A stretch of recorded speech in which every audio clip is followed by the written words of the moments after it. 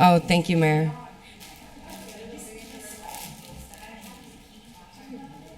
Thank you.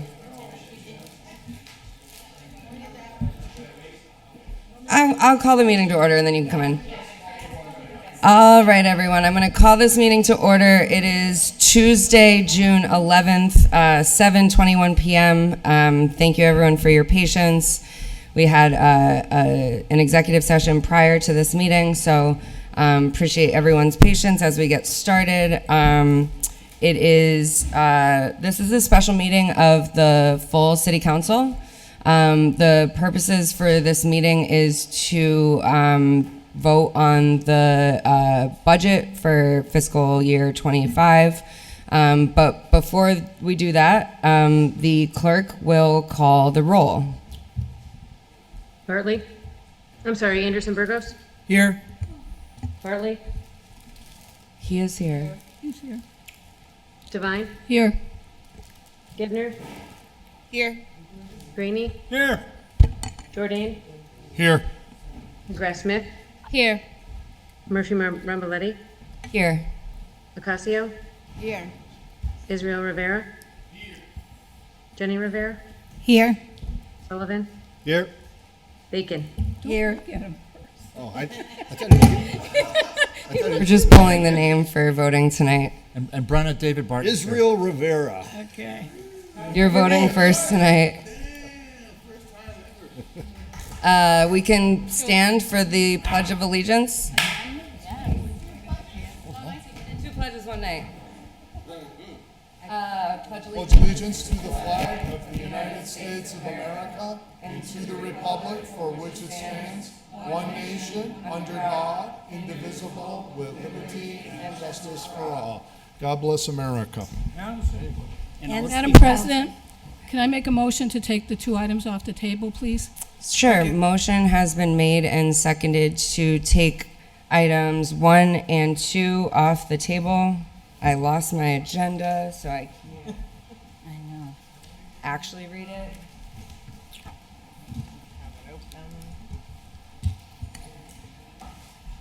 Please hold. I gotta hear my phone. All right, so item number 1 is the fiscal year 2025 Holyoke Municipal Budget. Item number 2 is the City Council amendments and the final vote. So all those in favor? Aye. Any opposed? So moved. So before we get into all of the things, for those of you who are new or maybe you are watching at home, the way this will work tonight, we have had a series of budget hearings over the last couple of weeks. As the president, I just want to thank all city department heads who showed up, answered our questions offline. We thank you for being available to us. Thank you to the mayor for presenting us with the budget. We're very ahead of schedule. I don't want to brag, but I was looking at where we were on schedule for last year, so we're doing good. Tonight, the purpose is to actually make amendments or cuts. So typically what is done, for those of you who are not familiar, we'll go page by page, and we will allow people to have a discussion, depending on what the body wants, and we'll go from there. I will say to please, if you are requesting certain items, once again, please remember to say the object code. It also helps if you are telling us how much you are proposing to cut, and we'll kind of go through there. And I really need to remind people, because the amount of people who reach out to me about this is kind of wild. Please speak into the microphone directly, especially if we do have the air going. If it's over here, you still can't hear me. So it's over here. That's how you hear me. Okay? It's just like karaoke. Madam President? Yes. I make a motion to pass Councilor the Devine. budget without any cuts. Second. Motion has been made and seconded to pass the budget without any cuts. Under discussion. Madam President? Well, it was my motion. so- Sure. The reason being is that I think the mayor did a great job, and all the department heads did a great job in keeping their budget at a certain level. 2% was what we kept hearing, and we had every department in. They were wonderful. They talked about the different things in their departments, and I just can't see any cuts being made. That's not a nickel and dime kind of thing, so. Okay, up next, I saw Counselor Jordan. Yep. And then Counselor Graney. I can honestly say, again, I've been here nearly 30 years, and never, ever has the city council done what's being proposed here. So I guess, hopefully that doesn't pass, I would hope, because I certainly have proposals and amendments to cut, and I think many of whom are justified, and they should be voted on their merits up and down each of those votes. As far as the overall increase of the budget, I can assure you it's way more than 2%. I mean, you only have to do the math of the tax levy itself. The proposed tax levy is $66,257,585. The current levy is $63 million, $63,073,552. That's more than $3.2 million. That's over a 5% increase. And the levy went up 5% the previous year. So 5 is a much bigger number than 2. And I can assure you that taxpayers cannot afford a 5% tax increase in order to support this. And oh, by the way, the Holyoke Mall is in again to chop off another few million of their value. So that tax bill is also going to get shifted to the residential classes. So if there wasn't any shift away from the mall, homeowners and residential renters are going to be facing a tax increase through their either through what the landlord pays and pass down to the tenants, or what we as homeowners pay. We're looking at 5% at a minimum based on the current spending. I'm suggesting that we should get that to more in the area of 2.5%. As we know, we have the famous law since that was voted in by the taxpayers of Massachusetts, Proposition 2.5. That number was devised on the premise that this is a more manageable number for people to go up. We've got to get the rate increases down. We cannot be hitting people 5% like we did last year and now hit them again. So I would ask the council to vote down this proposal to not even hear any of the merits of any of the cuts, and just to pass carte blanche 5% tax increase. That's never been adopted in the history of the city. That is an abdication of this city council's responsibility. There are certainly a number of cuts that should be considered. People are welcome to vote yes or no on each of the individual ones, but I certainly have about $1 million worth of reductions I think are justified based on the hearings and the information that was presented. Thank you. Thank you, Counselor. I have Counselor Graney, and then Counselor Bacon, and then Counselor Sullivan. Did you just have your hand? No? Okay. Yeah, thank you, Madam Chair. I'm going to get into the weeds a little bit. Mathematically speaking, if there's a 2.5% budget increase and a 2.5% increase is passed to the taxpayer, that means that a person who is paying of $4,000 on their taxes on a single-family home would be a tax increase of $1,250 per year. Down to a quarter, it would be somewhere in the vicinity of $312. Now, a person with $4,000 taxes on their home, it would give them a tax increase of $250 each quarter. Now, I'm going to maintain that many seniors and many people on fixed incomes cannot afford that tax increase. So to pass this budget without discussion, I feel would be irresponsible on the part of this committee. Thank you. Thank you, Counselor. Counselor Bacon? Thank you. So I would like to just make a couple of points. One, that this budget that's before us takes us right up to the tax ceiling. So probably the reason it's not any more than it is because it can't be unless we were to go to the citizens for an override. So that's the first point. The idea that this budget is a 2% increase is completely false. And those numbers have already been shared with all of you.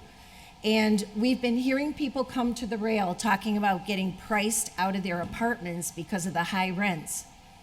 We're also hearing from people getting priced out of their homes that they have paid for and own outright because of the cost of living and the tax increases that they're facing.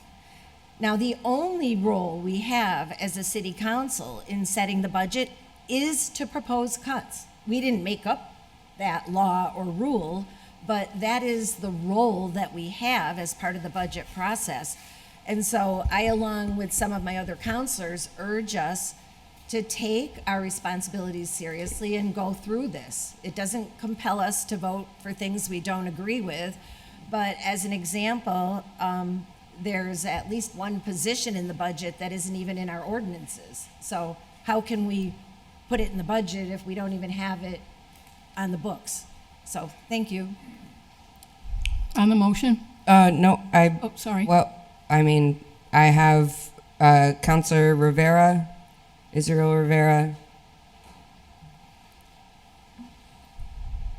Thank you.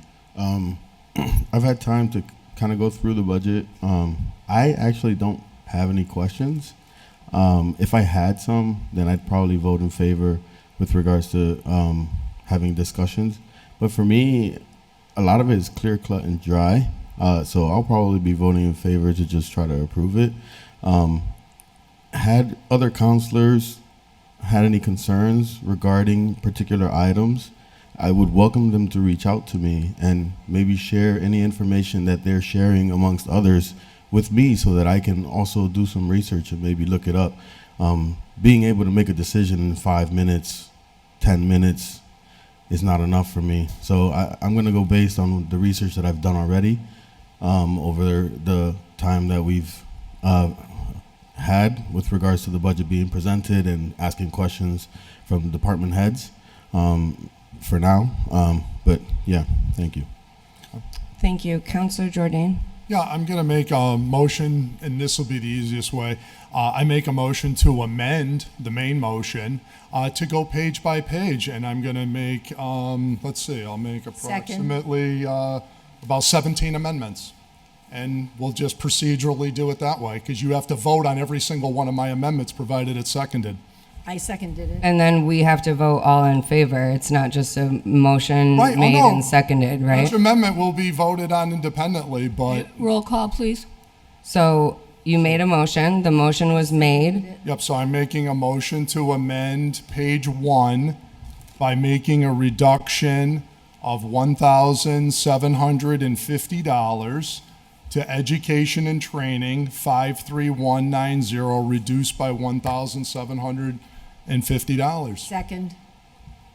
So the motion has been made and seconded. Actually, so hold on. The motion was made to approve. I need to back up. I'm not going to just hold on. I know I'm new here, but I'm going to also let this was not a Robert's Rules thing that I was planning on navigating tonight, but in true form, this council has just dives right into all the juicy details of Robert's Rules. So with that, I believe that the motion was made by Counselor Devine Yep, that's and right. seconded to vote to approve the second reading of the budget Without without any cuts. And now I've made a motion to amend that. on that. So we've made and seconded the motion. We were under discussion. Yep. And now I need the law department because I believe procedurally, that we should be voting on the motion that was on the floor. Can I can I have the law department weigh in? Or, I mean, now I've got a bunch of hands up, which I'm going to address everyone. I will. Oh, I'm sorry, Attorney Mentalewski. I thought Council Attorney Bissonnette was on the.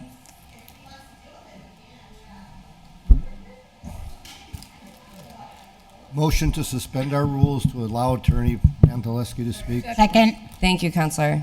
Honestly, I'm All those just in coming favor? on to tell you I need to bring it up. So if you can give me like 2 minutes to bring it up, I heard the discussion. I have to bring up the rule and just make sure that I'm giving you appropriate advice. Thanks. But if Attorney Bissonnette is available and online and able to take it up in the meantime, I fully would like that to happen. And then I will have Counselor Jordan and Counselor Rivera. Do you have questions for Attorney Bissonnette? I don't. I was just going to make a procedural explanation as to my interpretation of how this has been handled and walk through how, in my view, the Robert's Rules of Order govern on this. When you're ready to recognize me, I'll go through it, in my opinion. And then happy to hear from Attorney Bissonnette. Yeah, and it's great if you're right. I'm feeling like there's, I see your hand as well, Counselor Graney. I will call on you next after. Thank you.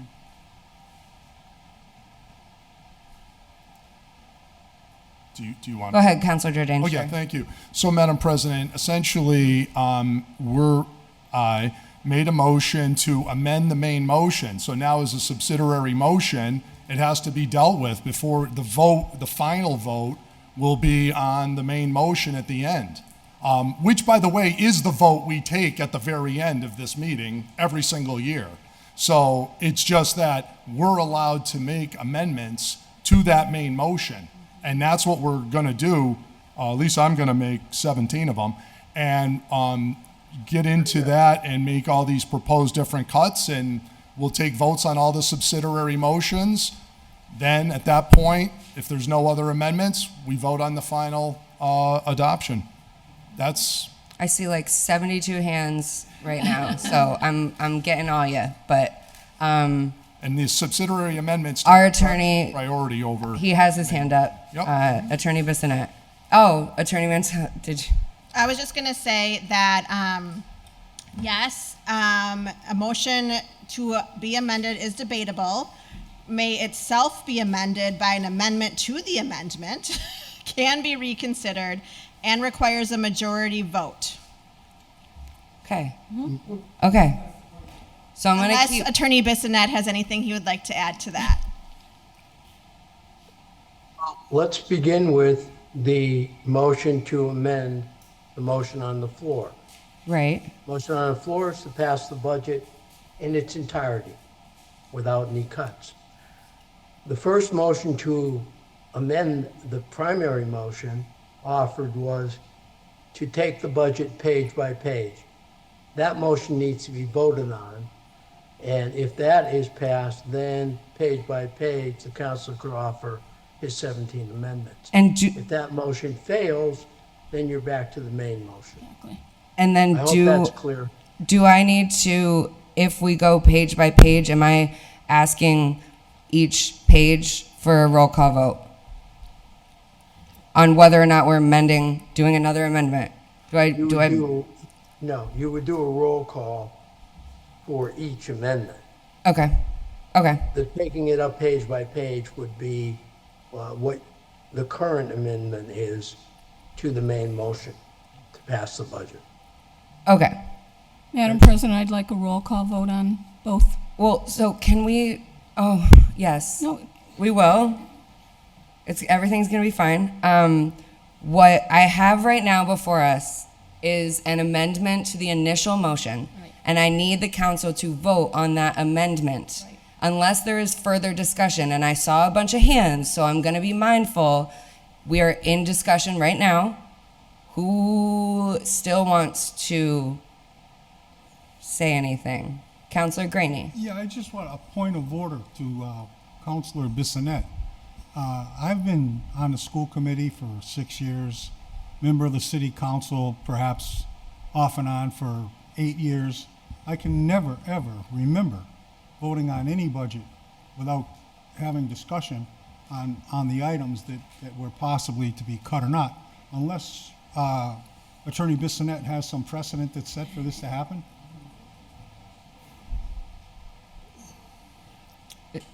What was the If I question? may, Yeah, did you hear that?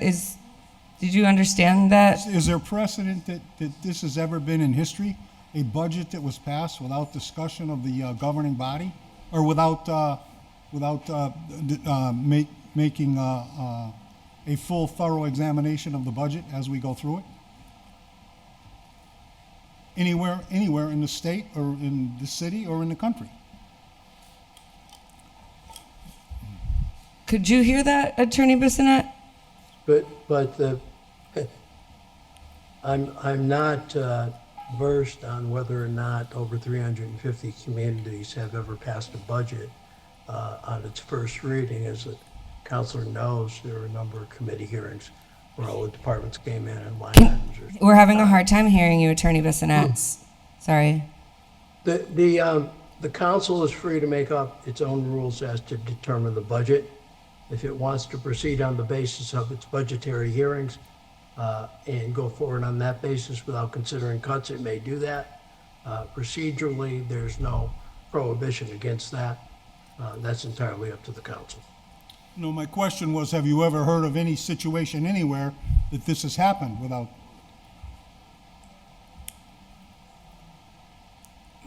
I haven't paid that much attention to it, Counselor, quite Okay. frankly. I've never heard don't of it. know what other proceedings have done. I've had my budget passed before without debate or cuts, but that's another matter. Thank you. Okay, thank you. Counselor Jordan. Yeah, so Madam President, just so we're all clear, at every one of the budget hearings, that's a meeting of the city council. Theoretically, but this council has never done this, you can actually have whoever shows up that night start making motions to do cuts at those meetings. We do not do that and have never done that. Not because legally we can't, but we don't because the argument is we save it all for the final meeting and then we come in here and make our proposals to cut. So to change the ground rules at the end and then say after we had all the meetings and that we're going to have the opportunity to make cuts at the end, to then say we want to deprive you of the opportunity to raise arguments and to propose cuts and make the arguments in favor of cuts, that does the public a tremendous disservice because, one, it totally throws our budget hearing into the wind because we are supposed to be making those final points this evening. That's why we've had this meeting organized specifically for this purpose. And then to say we're going to attempt to not allow any amendments to even be considered.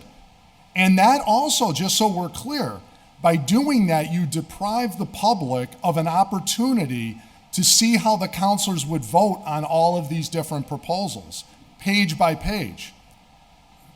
That's just, not good government. Just not good government. And it's going to throw the whole budget process off because if that's not the way we're going to do it, that's very concerning to me because each of these different proposals, people should be able to make arguments and vote on their different merits, up or down. And by the way, if people want to vote no on every single one, that's fine. And oh, by the way, it is also required to be roll call votes anyways. So we don't need a request to have a roll call vote. They're required to all be roll call votes. So I would just point that out.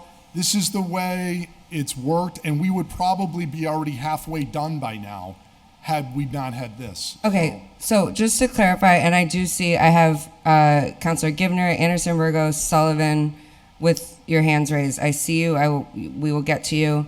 I also I'm not trying to, and I know that we have to do a roll call vote for everything. I was just trying to confirm.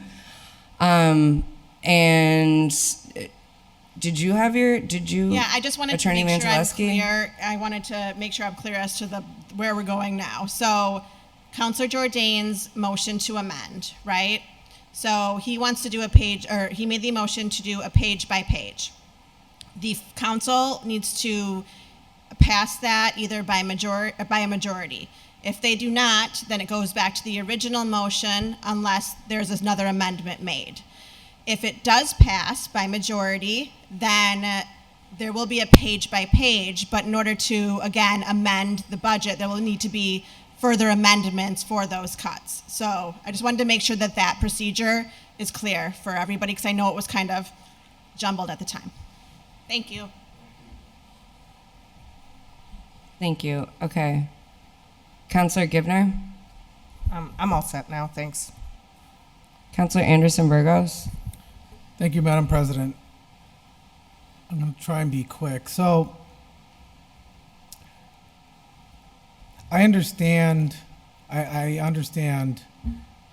Councilor Devine's motion, and I get it.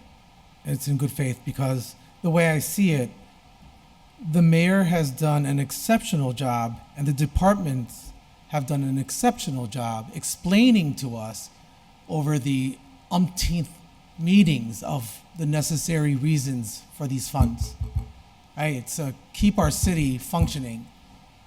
And I think it's unfair that if we're going to be doing cuts, we should actually be having those discussions with the department heads and not doing it here, because then they don't have a time to defend their department or say, hey, we really need this money. And so we're sitting here being the final answer to these department heads who now have to find a way to make things work. And it's no wonder why this city always finds itself in a rut, why the departments can't get the jobs done, why we have to keep calling them and constituents keep calling us because services are not being provided effectively. Another thing I want to point out, which is very, very wrong, to state that we wouldn't care because we decided to second a motion that was Councilor Devine's motion, that we don't care, that's false.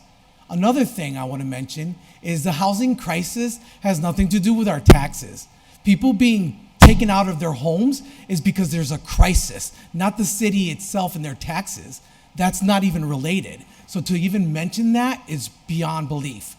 And it's just trying to find a reason to put weight to your agenda, which is just causing the city more heartbreak, more struggles.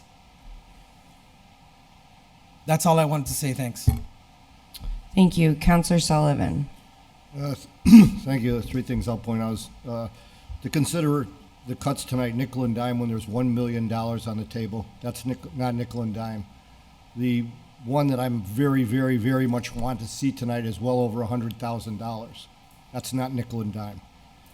And the department heads all had a chance to present to us.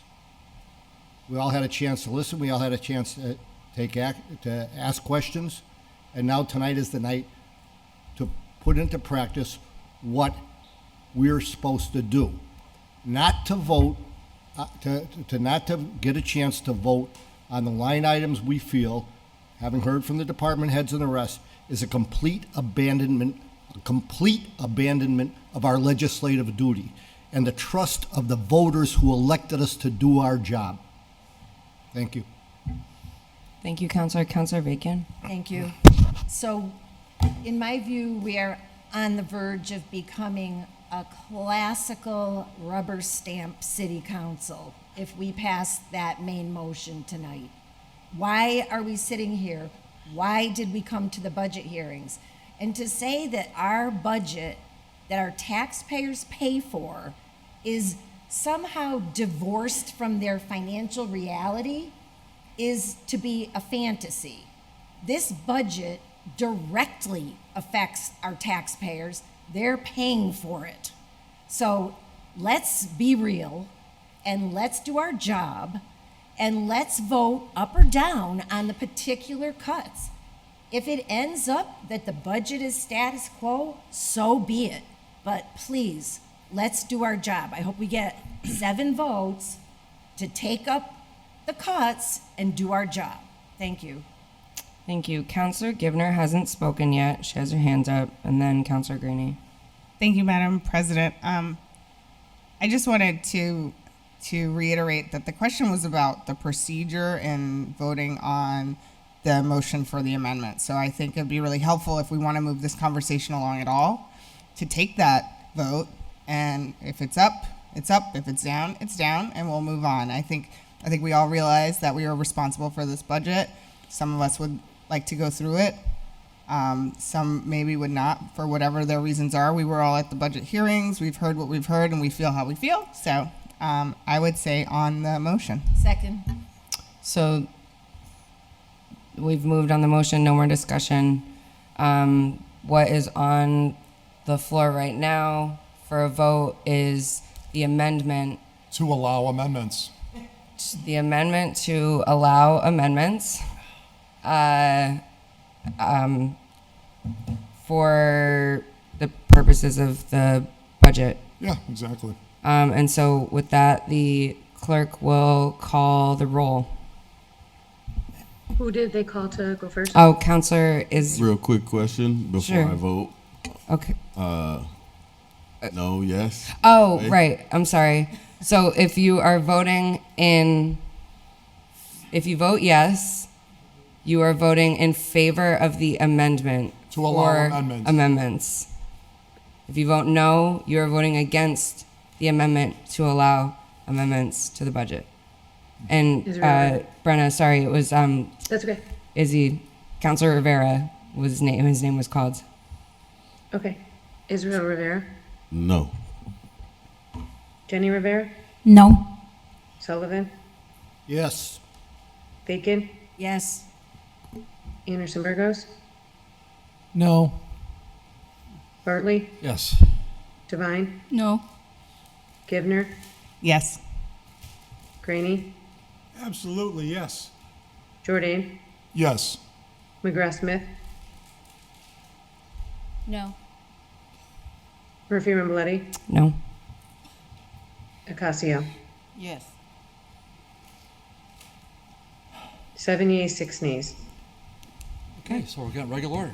With that, We're on to amendments. Thank you to Counselor Givner.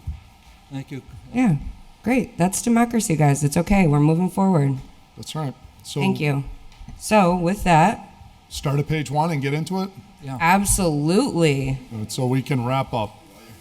I'm sure it will be brief. I have no doubt. And if everyone's okay with it, I'm going to sit. Is that cool? Sure. Thanks so much. Is that, unless it's brief.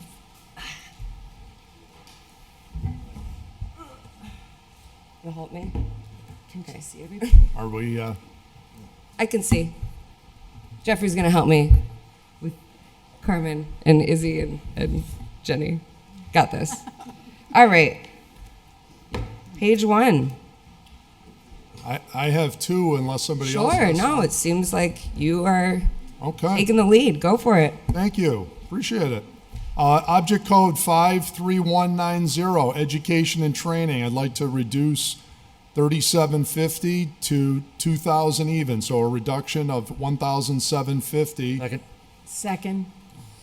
Motion has been made and seconded to reduce object code 53190 Education. by 1750.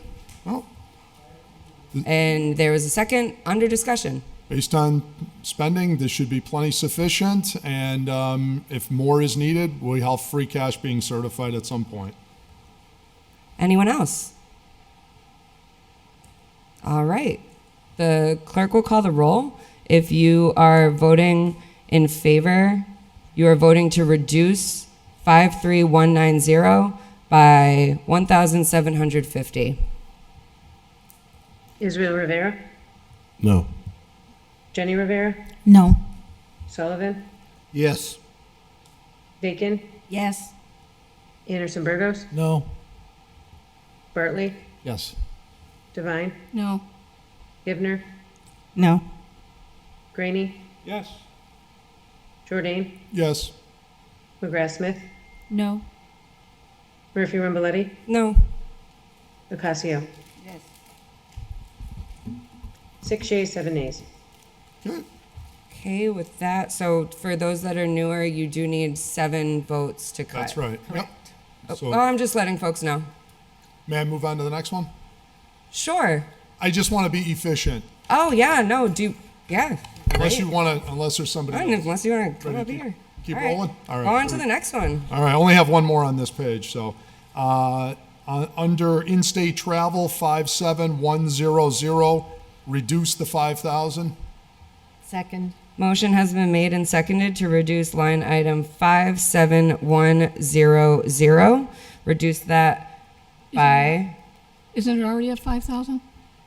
reduce. No, historically it's 0, but I'm asking to remove it from 5,000 to 0. You didn't say. So let me just finish. The motion has been made and seconded to reduce object code 57100 by $5,000.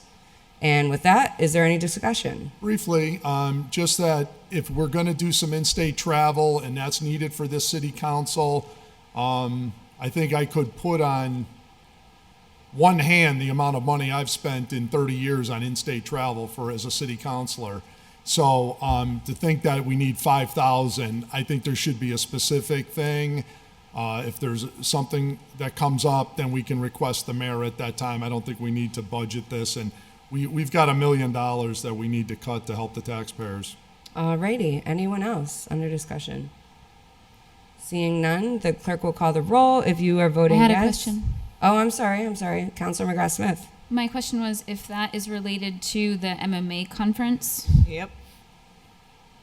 Yes, that was what I believe in my conversation with the mayor. That's what that was. Thank you. Okay, anyone else? Well, can I Great. make a friendly amendment to that then? Sure. Can we cut, because the MMA conference, no way is that $5,000. No possibility. So I would like to amend that cut to 2,500. So 2,500 is ample funds for MMA with, I mean, I think the fee's $200 or whatever, so it's like a nothing burger really, so. Is there a second? Sure, second.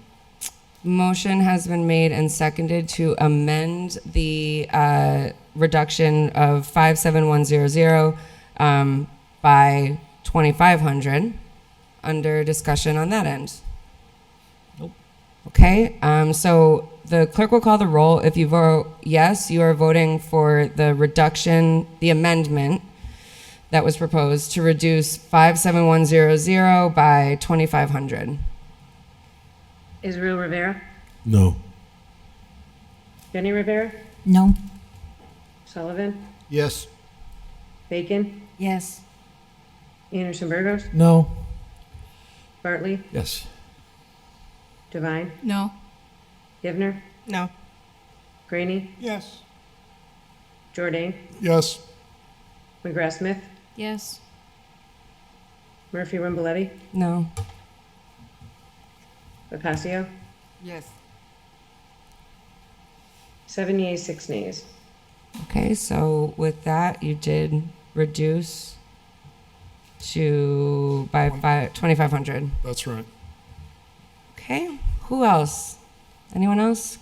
Other than, I just want to make sure. I'm just trying to make sure. On this page, we good? Good.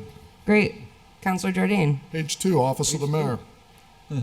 Reduce the CAFO line for 51104 by $150,000. Second.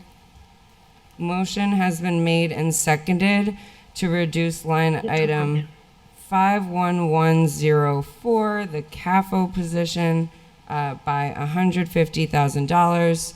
Under discussion. Very briefly, remains to be seen if we adopt it, but if we do, then we can pick it up later and fund it at that time. So we'll take it as it is. This was the same vote we had last year, if you recall, and we cut it at that point. It never did come into fruition, but it's we'll see how it goes this year. Okay. Councilor Bartley? I'm just going to follow up on that. We took up an ordinance last night, Madam President, and it was an excellent discussion. Now we have a framework, but as we said in this discussion last night, that position is unwieldy. In other words, the CAFOs for the city side and for the school department. Yeah, I don't think so. I mean, that's why you have to go, walk these things through. We have a mayor is the only entity in city government that is on both sides of that equation. No one else, including a CAFO. So that they've got their finance people over there in the school department. The CAFO needs to get his or her grip around the city side. So that's point one. Point two is, I'm warm to passing it at this stage, but it's going to take a lot more effort.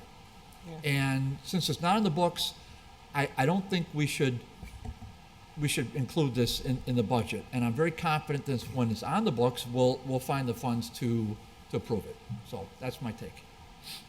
Thank you very much. Anyone else under discussion? Councilor Greeny. Yeah, I'm opposed to funding a position. Can you make sure you're speaking into your microphone, please? I'm opposed to funding a position that doesn't exist yet. Okay, thank you. Councilor Anderson Burgos.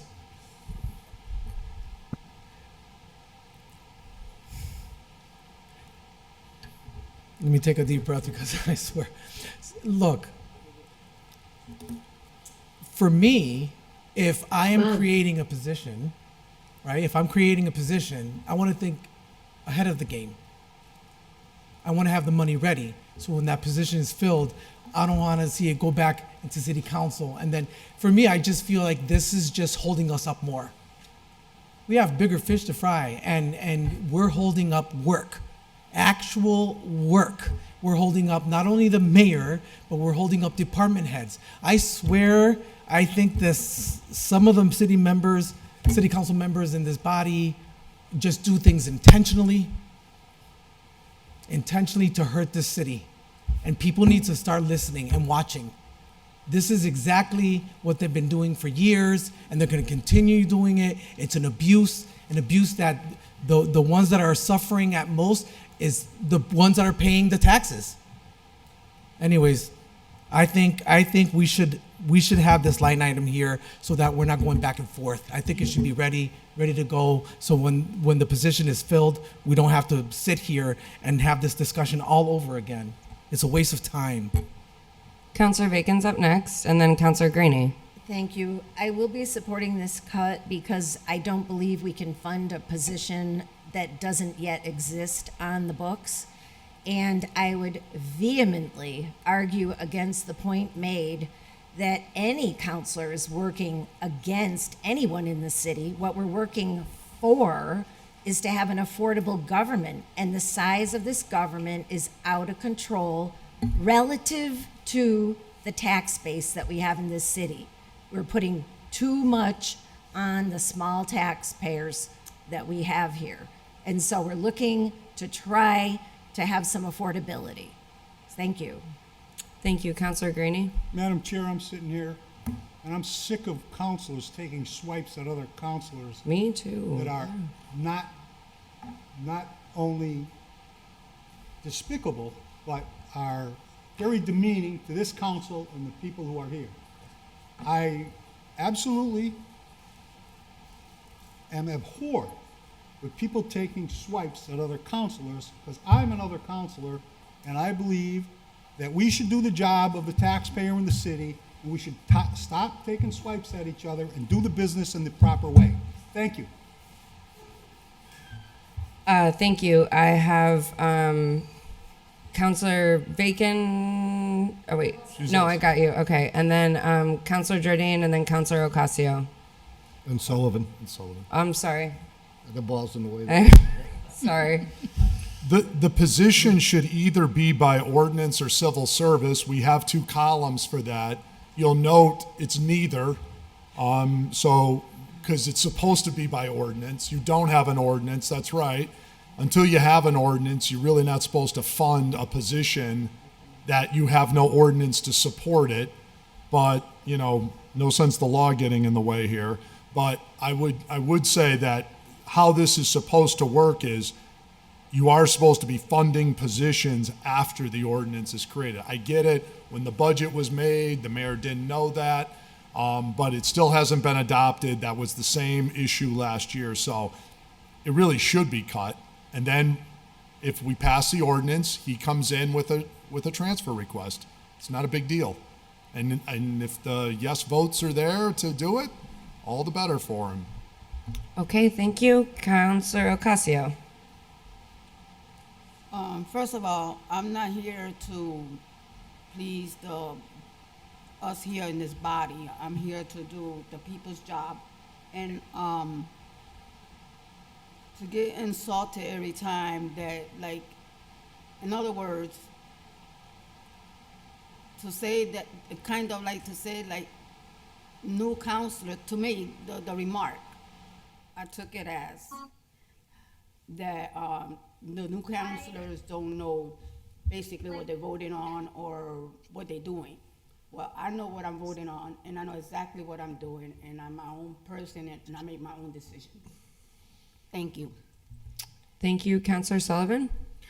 Yeah, so I guess as a point of, I still don't understand how an object code is even created for a position that doesn't exist yet.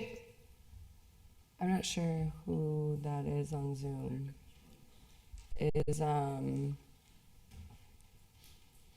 don't know if the auditor's there or, I was gonna or ask. somebody from legal. I can't see who's on, but Tanya, are you on by any chance? You are. She is. Did you hear that question from Counselor Sullivan? I did. So sorry about that. That's okay. So I can create, or we can create object codes in Munis for any position or expense. And if it's not authorized, we just deactivate it. So you completely lost me. So we can create an object code for a position that doesn't exist. So you can create an object code and it's inactive. And then when it goes through ordinance and it's approved, then you activate it and you can put a budget in there. I don't always do that for everything, but in certain cases, like for the budget, I will actually create it because when you have to enter in the budget, it's very, it's a long process. So you want to make sure all of the codes are created. Okay. Does that answer your question? No, but thank you. Oh, okay, sorry. She didn't answer that. The question was, can you fund? She did answer that question. She said you can answer.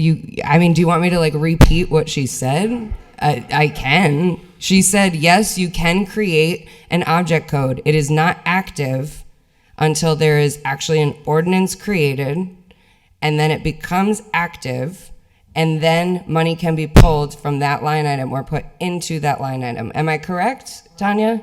But can we fund it before it's active? That's my question. No, that wasn't Counselor Sullivan's question, though. Well, so he's hitting it more on the head than I. Okay, so the question is, can we fund it? Man, I'm having deja vu. We had this conversation a year ago. So can we fund this, Tanya, without something being in ordinance yet? You can fund it, but you can't hire for it. Yes. There we go. No expenditures can go out. Okay. Any other questions? I'm willing to do this all night. On the motion? Yeah, All right. Second. Is there a second? Great. The clerk will call the roll. If you vote yes, you are voting to reduce line item or object code 51104, the CAFO, by $150,000. Israel Rivera, No. Jenny Rivera, No. Sullivan, Nope. Bacon, Yes. Anderson Burgos, No. Bartley, Yes. Devine, No. Givner, No. Graney, Yes. Jordan, Yes. McGrath Smith, No. Murphy Ramboletti, No. Ocasio. No.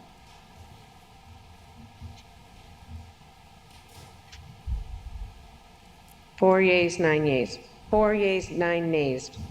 4 yeas, 9 nays. Yep. With that, you have not passed the reduction for 51104. I'd like to offer a friendly amendment if I could. Friendly amendment to To the cut. I'm going to offer another cut. Let me leave it that way for that one. So I want to cut that object code by $50,000. So is there a Second. second? And just the reason, Madam President. Sure, hold on. So the motion has been made and seconded to reduce object code 51104, the CAFO position, by $50,000. Counselor Bartley? I think I heard what Councilor Anderson Burgos said, and I think he's on point with that.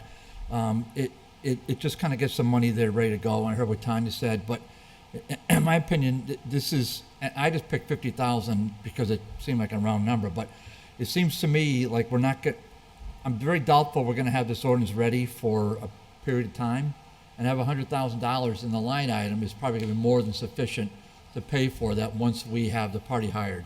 In fact, I even heard an ordinance, but we may not even have this position ready to go until after the next year's election. But let's just see where it rolls for this year, and then halfway through the year we would have $100,000 there, and that would be more than enough money to pay for the position if in fact we do fund it, hire for it. Thank you. Okay, thank you, Counselor. Counselor Israel Rivera? Yeah, with regards to ordinance, we should be done with that soon. Whether or not anyone agrees is going to get moved to the full council soon. So there'll be a vote within the next 2 or 3 months. Thank you. Thank you. Counselor McGrath-Smith? Thanks. So this, again, is a process, and I thank everyone for, the great conversations that are happening in ordinance and the way that we are slowly going through the language. We may not have moved it to being completed before we got to this point, but I actually think that's because folks are asking good questions and making sure the language is right. I will say that right now, as the language currently stands, this position would be placed in grade 17. That's at least the proposal currently, where the minimum would be $115,000, mid-range would be $137,500, and a max would be $160,000.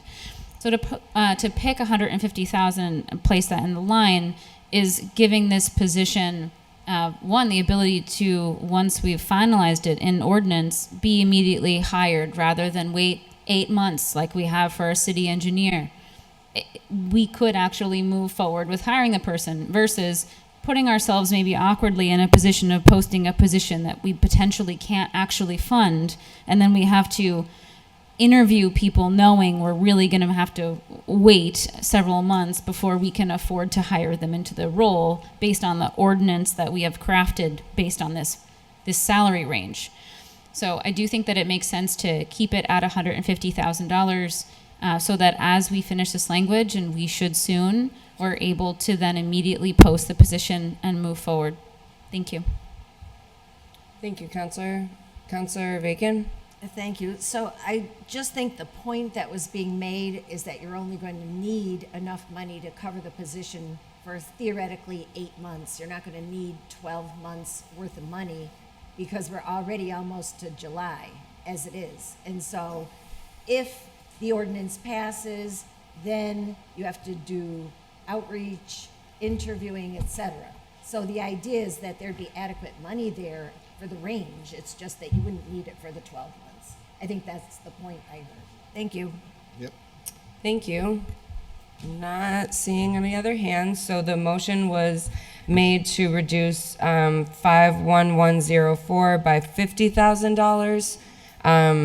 The clerk will call the roll. If you vote yes, you are voting to reduce this line item by $50,000. Israel Rivera? No. Jenny Rivera? No. Sullivan? Yes. Bacon? Yes. Anderson Burgos? No. Bartley? Yes. Devine? No. Givner? No. Rainey? Yes. Jordan? Yes. McGrath-Smith? No. Murphy Ramboletti? No. Ocasio? Yes. 6 yeas, 7 nays. Okay, so 7 nays. That did not pass. Moving forward, any others on page 2? Councilor Jordan. Yeah, I have 2 more for this page. Next up is contract negotiations 51276. Reduce that by 27,790. Second. Can you say the number again? I'm sorry. It's 51276. Reduce it by. The full amount, 27,790. All right, so the motion has been made and seconded to reduce line item 51276, contract negotiations, by 27,790. Under discussion? Yeah, briefly. So in speaking with the mayor at the budget hearing, he said that this is a placeholder to put for pay raises that could be coming. I would much prefer that when they actually have the negotiation and it's complete, bring in the agreement, bring in the proposal, and the council will vote on it on its own merits. I do not like this standard practice of putting money here for contract negotiations up in advance until I have a specific agreement and deal to actually be voting on. So I would prefer that when they're ready to do that, I think the goal at some point is to give this to the PSA, but when that's ready for prime time for a council vote, they should bring it in and we'll vote yes or no at that time. Councilor Bacon? Thank you. And I also think in terms of negotiating, it puts the city in a weakened position to be laying out on the table how much they're willing to spend when we're trying to, in some cases, temper raises and benefits throughout those negotiations. Thank you. Thank you. Councilor Greeny, did you have your hand up? No. Okay. Anyone else? All right, so the motion, if you vote yes, you are voting to cut item 51276 by 27,790. The clerk will call the roll.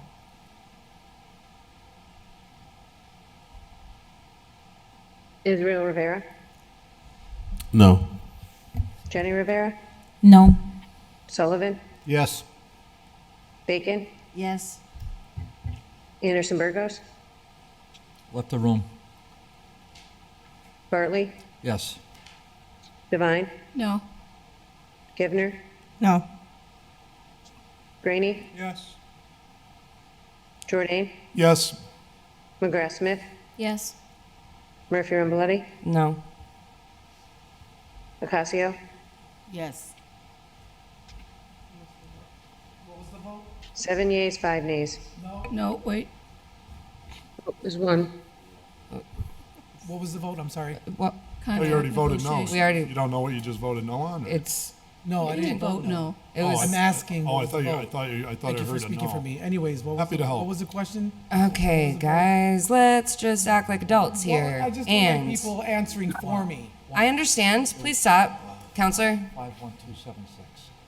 And the vote was 7 to 5. we already voted. So It was seven yeas, 5 nays. Is that correct? Yes. Right. Yeah, but Councilor Anderson, he can cast his vote. Yeah. Okay, cast the vote then. Jeez. No. Okay, great. So, City Clerk. 7 yeas, 6 nays. Great. 7 yeas, 6 Seven nays. 7 nays, 6 yays. Yep. 7 yays. 7 yays, 6 nays. 6 nays. Okay, very good. Okay. Ready for the last one on this page from me? Yeah, I'm super ready. Go for it. Nice. Dues and subscriptions, 57300. I would like to reduce it, please, from $12,225 to $8,150. Second. So just for our quick math, that's a $4,075 reduction. So the motion has been made and seconded to reduce line or object code 57300 dues and subscriptions to by $4,075.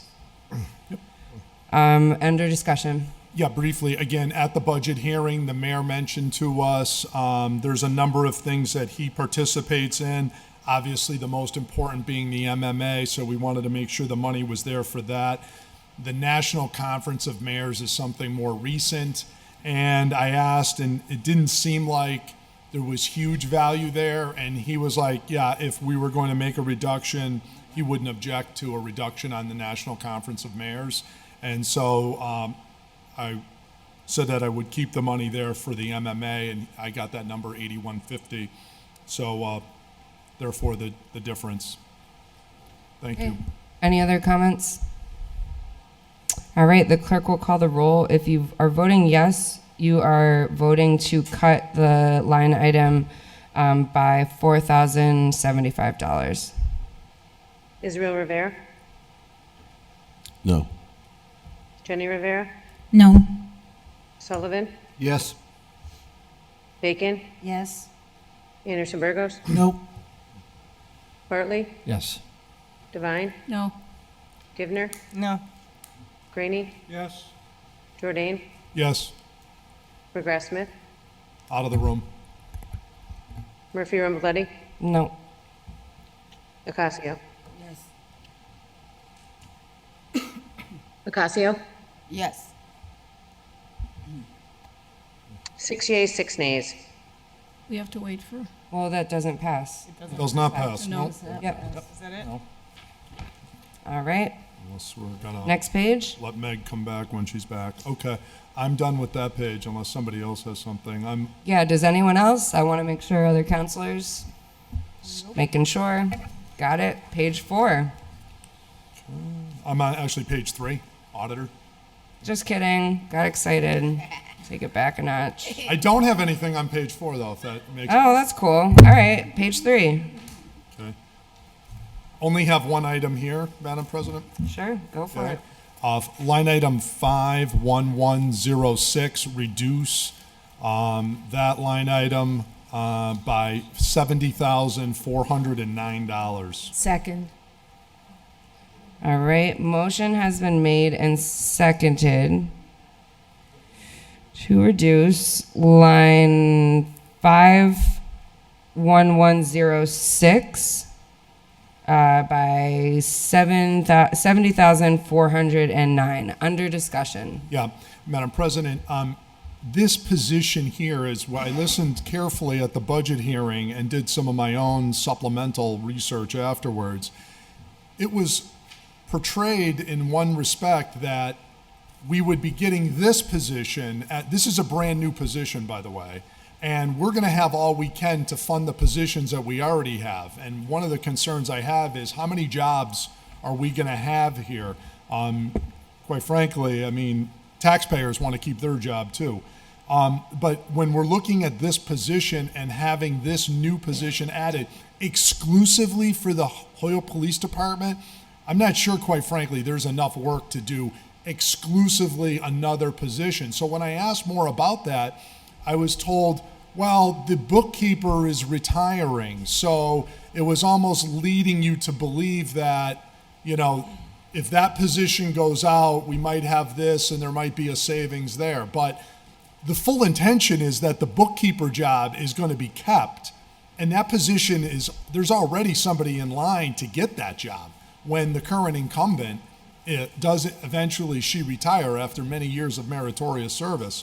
I don't think we can support at this time $70,409 in additional to be adding yet another accountant position. So the union would also have to approve a reduction to the bookkeeper to make that savings, and they're not on board yet to do that. They would have to do an MOA, and I would hearken back to people who have followed the council in past generations.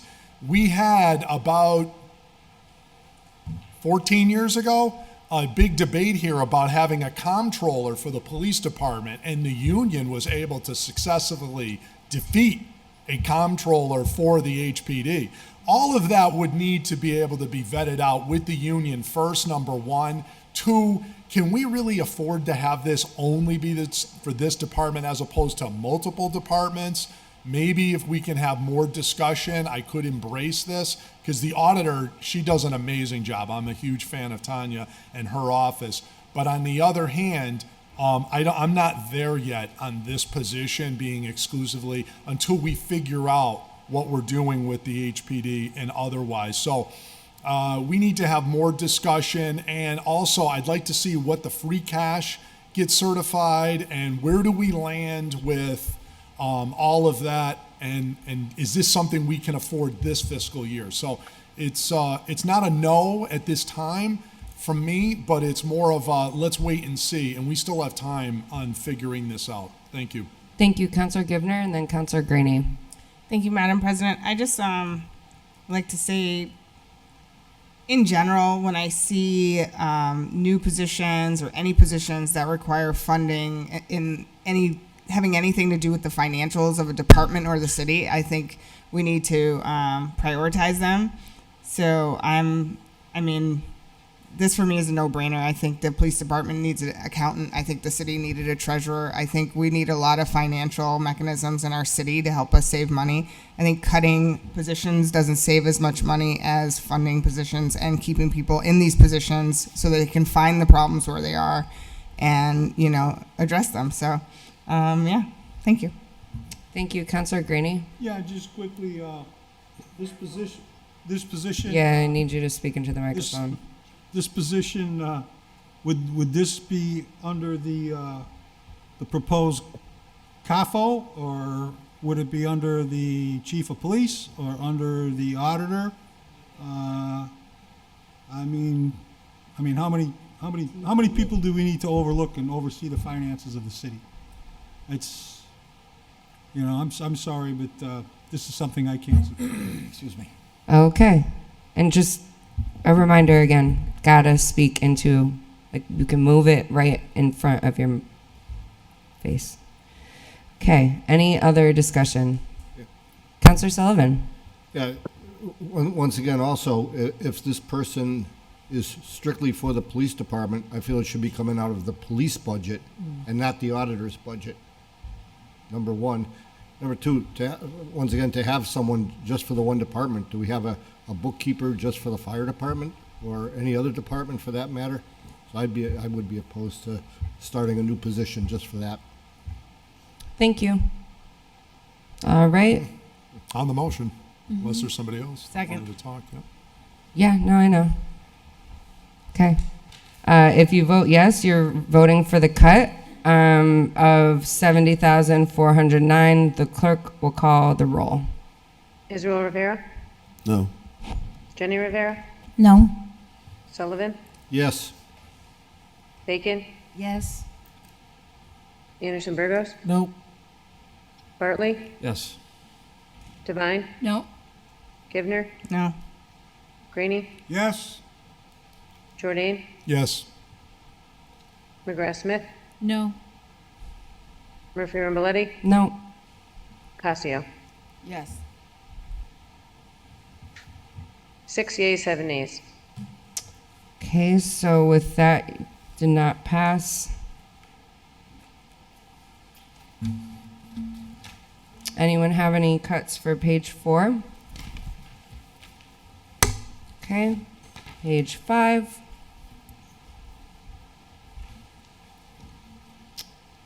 Page 6. Page 7. Page 8. I have one here. Councilor Jordan. I actually have two.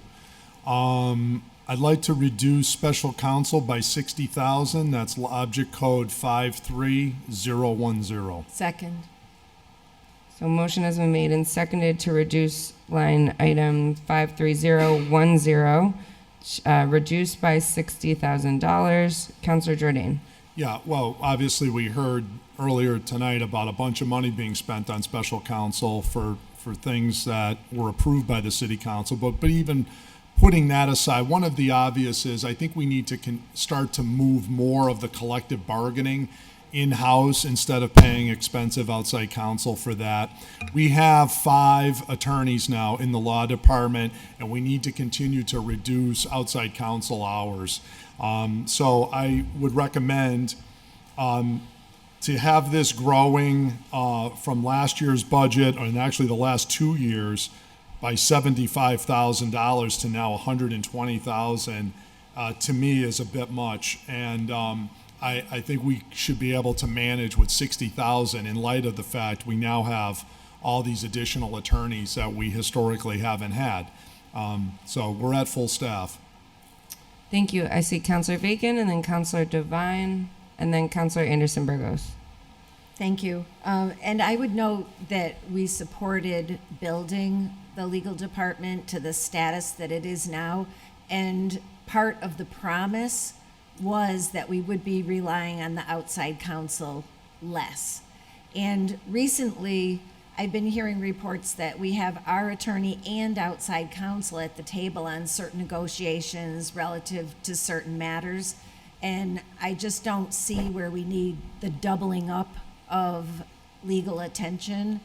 And so if they want to change their trajectory relative to regular staff and outside counsel for some reason, I guess we could have a discussion about that.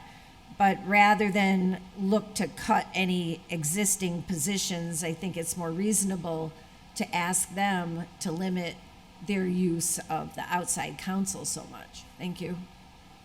All right. Counselor Devine. If you look under Object Code 51201, it's a part-time assistant city solicitor. There's two of them.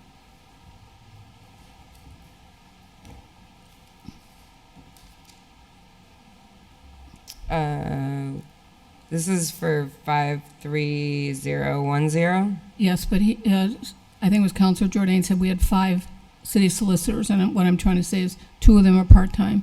Okay, thank you. Anderson Burgos, Counselor Anderson Burgos. So I've been communicating a lot with the law department, and this is my 4th term, and I will tell you, this term I have never met as much as I have in the past 3 terms, as much as I have this term with this department. They are overworked. So if I'm seeing this number correctly, it's only to mitigate a lot of the problems that they have, a lot of the workload that they have. So I'm gonna vote no on this cut. Thank you. Okay, Counselor Jordan. Yeah, just briefly, the only thing I would say is if we need more than that, than the initial 60,000, I think they should be coming in with, specific plans as to why and how we're working towards reducing. So that's the only thing I would say. I think 60,000 to start off with is fine, and then we see how the budget goes for the rest of the year. Alrighty. Seeing sorry, Counselor Sullivan. Yeah, just to add to what Councilor Jordan said and what we heard in the executive session tonight. Remember, but to give them a blank check to go ahead and spend on outside counsel however they want leaves us open for some of these things like we've seen that are brought to us to not come before us at all. Right? It's in their budget. They don't have to present it to us. Go right ahead. Now they've got the money to spend. I'm not for that. If we have a real problem and we've got to do something and they need it, present it to us, lay out what the problem is so we can see for ourselves what's gone on possibly in a department or in another committee, all right, or board of the city that has brought this upon us. Okay. All right. I'm not seeing any others. So if you vote yes, you are voting to reduce Object Code 53010 by 60. Oh, I'm sorry. Did you? I just wanted to point out that I think at the budget hearing they mentioned something about the fees or something going towards to I think legal fees around CPA or something like that, appeals process. Just wanted to kind of point that out before we take the vote. You mentioned that. Counselor Jordan. I believe that what you're pointing out is they mentioned they need up to $20,000 in outside counsel for DEP appeal related appeal. That was mentioned in the budget hearing. Yep. So, well, like I said, I'm proposing to leave 60 there for openers. Sure, yeah, just trying to make sure. Councilor Greeny, did you have anything you wanted to add? Just a line Can you please speak into the microphone? Line item 53010, there's an additional $120,000 budgeted for a special counsel. So obviously that's more legal services that they're getting, right? I'm not sure I follow. Well, in other words, if we make this cut, we still have $120,000 that they're using for special counsel. Well, the proposal is to go from 120 to 60. 60. They're Correct. asking for a start with 120, and I'm saying start with 60. And come Okay, back for- everyone all set Yep. to vote? Okay, so if you do vote in favor, you are voting to cut line item 53010 by $60,000. The clerk will call the roll. Israel Rivera, No. Jenny Rivera, No. Sullivan, Yes. Bacon, Yes. Anderson Burgos, Nope. Bartley, Yes. Devine, No. Givner, No. Rainey, Yes? Jordan, Yes. McGrath Smith, No. Murphy Ramboletti, No. Acasio. Yes. 6 yeas, 7 nays. Okay, so with that, it Did not pass. did not pass. Nope. Sorry, Brenna, I couldn't hear if you said yay or nay. Losing it. Oh, up here. sorry, 6 yeas, 7 nays. Okay. So with that, it did not pass. Add one more on this page. Yeah, sure. isn't it? Yeah, okay. And that's professional services other, 53006. There's a proposal for 20,000. I'd like to reduce it by the 20,000. Second. Okay. Motion's been made and seconded to reduce 53006 by 20,000. Councilor Jordan. Yeah, this is purportedly now a new item that wants to be added to the budget, apparently on a permanent basis, to do investigations, which, I myself would like to know who's being investigated. If I'm going to authorize those I'm not just saying, here's 20 grand, start doing investigations on people. That's something that the city council should be monitoring very closely to make sure that's on solid footing and that there's a good premise for investigations.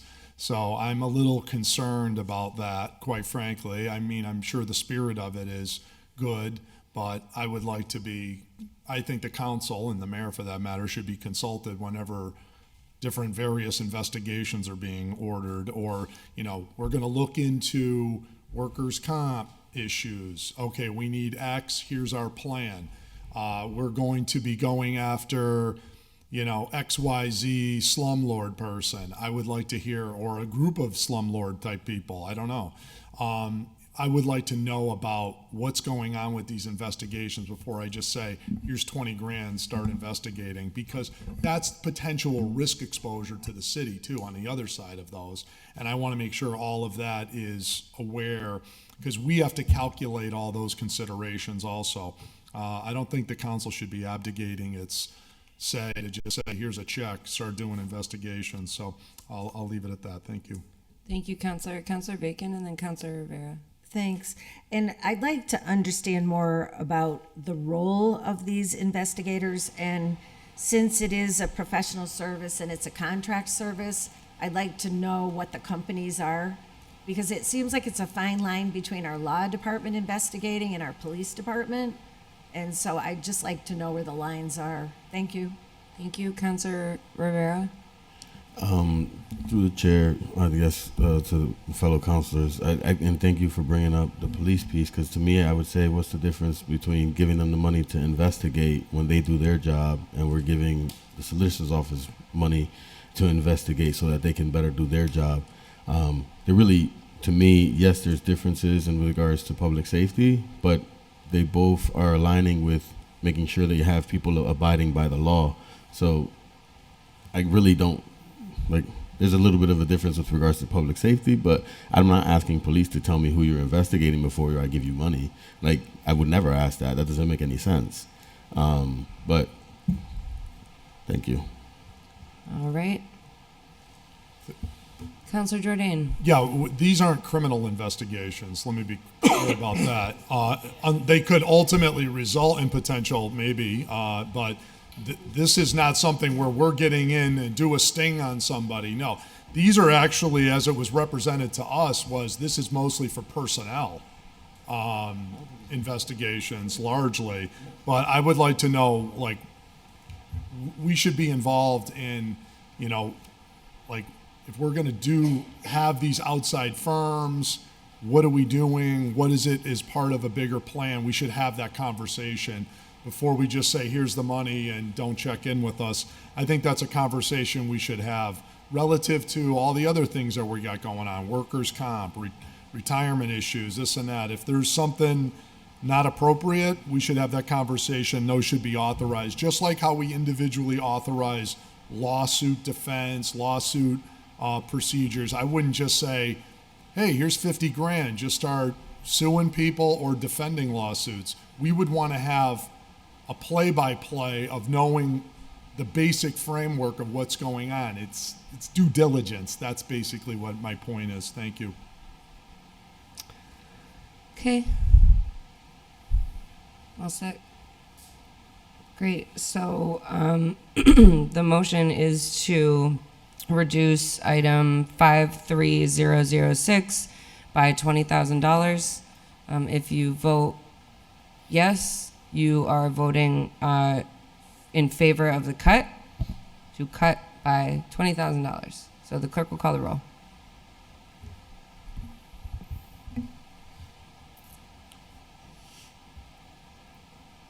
Israel Rivera, No. Jenny Rivera, No. Sullivan, Yes. Bacon, Yes. Anderson Burgos, Nope. Bartley, Yes. Devine, No. Givner, No. Graney, Yes. Jordan, Yes. McGrath Smith, No. Murphy Ramboletti, No. Ocasio. Yes. 6 yeas, 7 nays. Okay, so with that, did not pass.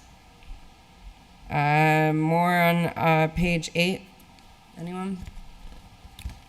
Okay, moving to page 9. And page 10. I have 2 for page 10, Madam President. Sure. Okay, first one up is going to be line item 53100, software license and usage fees, proposing a reduction of $32,000. Second.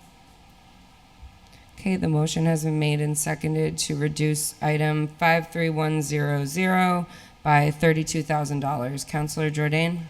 Yes, I'm proposing level funding here. I would also note a couple things in reviewing the budget spending reports. The FY24 budget was $330,000, and we only spent $230,000 out of this line. And of course, as we know, there's only 2 weeks left to the fiscal year. So therefore, if we were to reduce this from 360 back to 330, it's level funding it, and we haven't even spent the 330. We only spent 230. So therefore, I think at a minimum, level funding is justified, not an additional 32,000 increase. Okay. Counselor Graney? Yeah, Madam Chair, I'd like to amend that cut to an additional 30,000 to make the total cut 62,000. So a motion was made to amend and reduce by 60,000. So amending 53100 by 60,000. Is there a second? Not hearing a second, so we're going back to the original motion to reduce by 32,000. Is there under discussion? Just, I didn't second that one, Councilor Graney, on the premise that I'd be thrilled if we even could just get it back to level funding. I can see where the conversation is this evening, so maybe there's maybe 7 votes to at least do that modest cut. Madam Chair, Counselor the Green. conversation goes back to money's not spent. Thank you. I don't disagree, but Thank you. Counselor Israel Rivera. Just wanted to commend my counselor over here, my fellow colleague, because that one I can support. Thank you. Alrighty. Anyone else? Sounds good. So if you vote yes, you are voting to cut by $32,000, and the clerk will call the roll. Israel Rivera, Yes. Jenny Rivera, No. Sullivan, Yes. Bacon, Yes. Anderson Burgos, No. Bartley, Yes. Devine, No. Givner, No. Greeny, Yes. Jordan, yes. McGrath Smith, Yes. Murphy Ramboletti, No. Ocasio. Yes. 8 yeas, 5 nays. 8 yeas, 5 nays. With that, you've passed that cut. Any others on page 10? One more, Madam President, on this Great, page. go for it. And this is Systems Hardware Software Maintenance 53180. Proposing to reduce from 90 back to 60 for level funding. Second. From 90 to 60, so reduced by 30,000. 30,000. Yep. Mm-hmm. The motion's been made and seconded to reduce item 53180 by 30,000. Under discussion. Yeah, very briefly, again, level funding for fiscal year 24 at 60,000. Only have spent $49,000 out of this account, so the 60 should be plenty sufficient. Okay, Counselor Givner. Thank you, Madam President. I just wanted to point out this is another one of those things where most of our city needs updates of all kinds. So I would never, this is what was proposed. I heard a lot about different departments needing various things throughout the year. So I just wanted to share that. Anyone else? Great. So if you are voting yes, you are voting to cut 53180 by $30,000, and the clerk will call the roll. Israel Rivera, No. Jenny Rivera, No. Sullivan, Yes. Bacon, Yes. Anderson Burgos, No. Bartley, Yes. Devine, No. Givner, No. Greeny, Yes. Jordan, Yes. McGrath Smith, No. Murphy Ramboletti, No. Ocasio. Yes. 6 yeas, 7 nays. All right. So with that, you have not passed that. Anything else? I'd make a motion, same line item, to cut it by 15,000. Second. And pretty much all the same reasoning, but through the chair to address Councilor Givner. Absolutely correct. The departments are in need of some upgrades. They were in need of upgrades last year, and they didn't spend the money to make those upgrades. There's still money in the budget that hasn't been spent. If they haven't spent the stuff from last year, why do we need to keep? They've still got time left this year to spend it. And if they didn't do it last year, it couldn't have been that much that they still need to do it this year. So I think 15,000 would still leave them with sufficient amount in the budget. Okay, so the motion has been made and seconded to reduce by 15,000, and I see Councilor Greeny and then Councilor Bartley.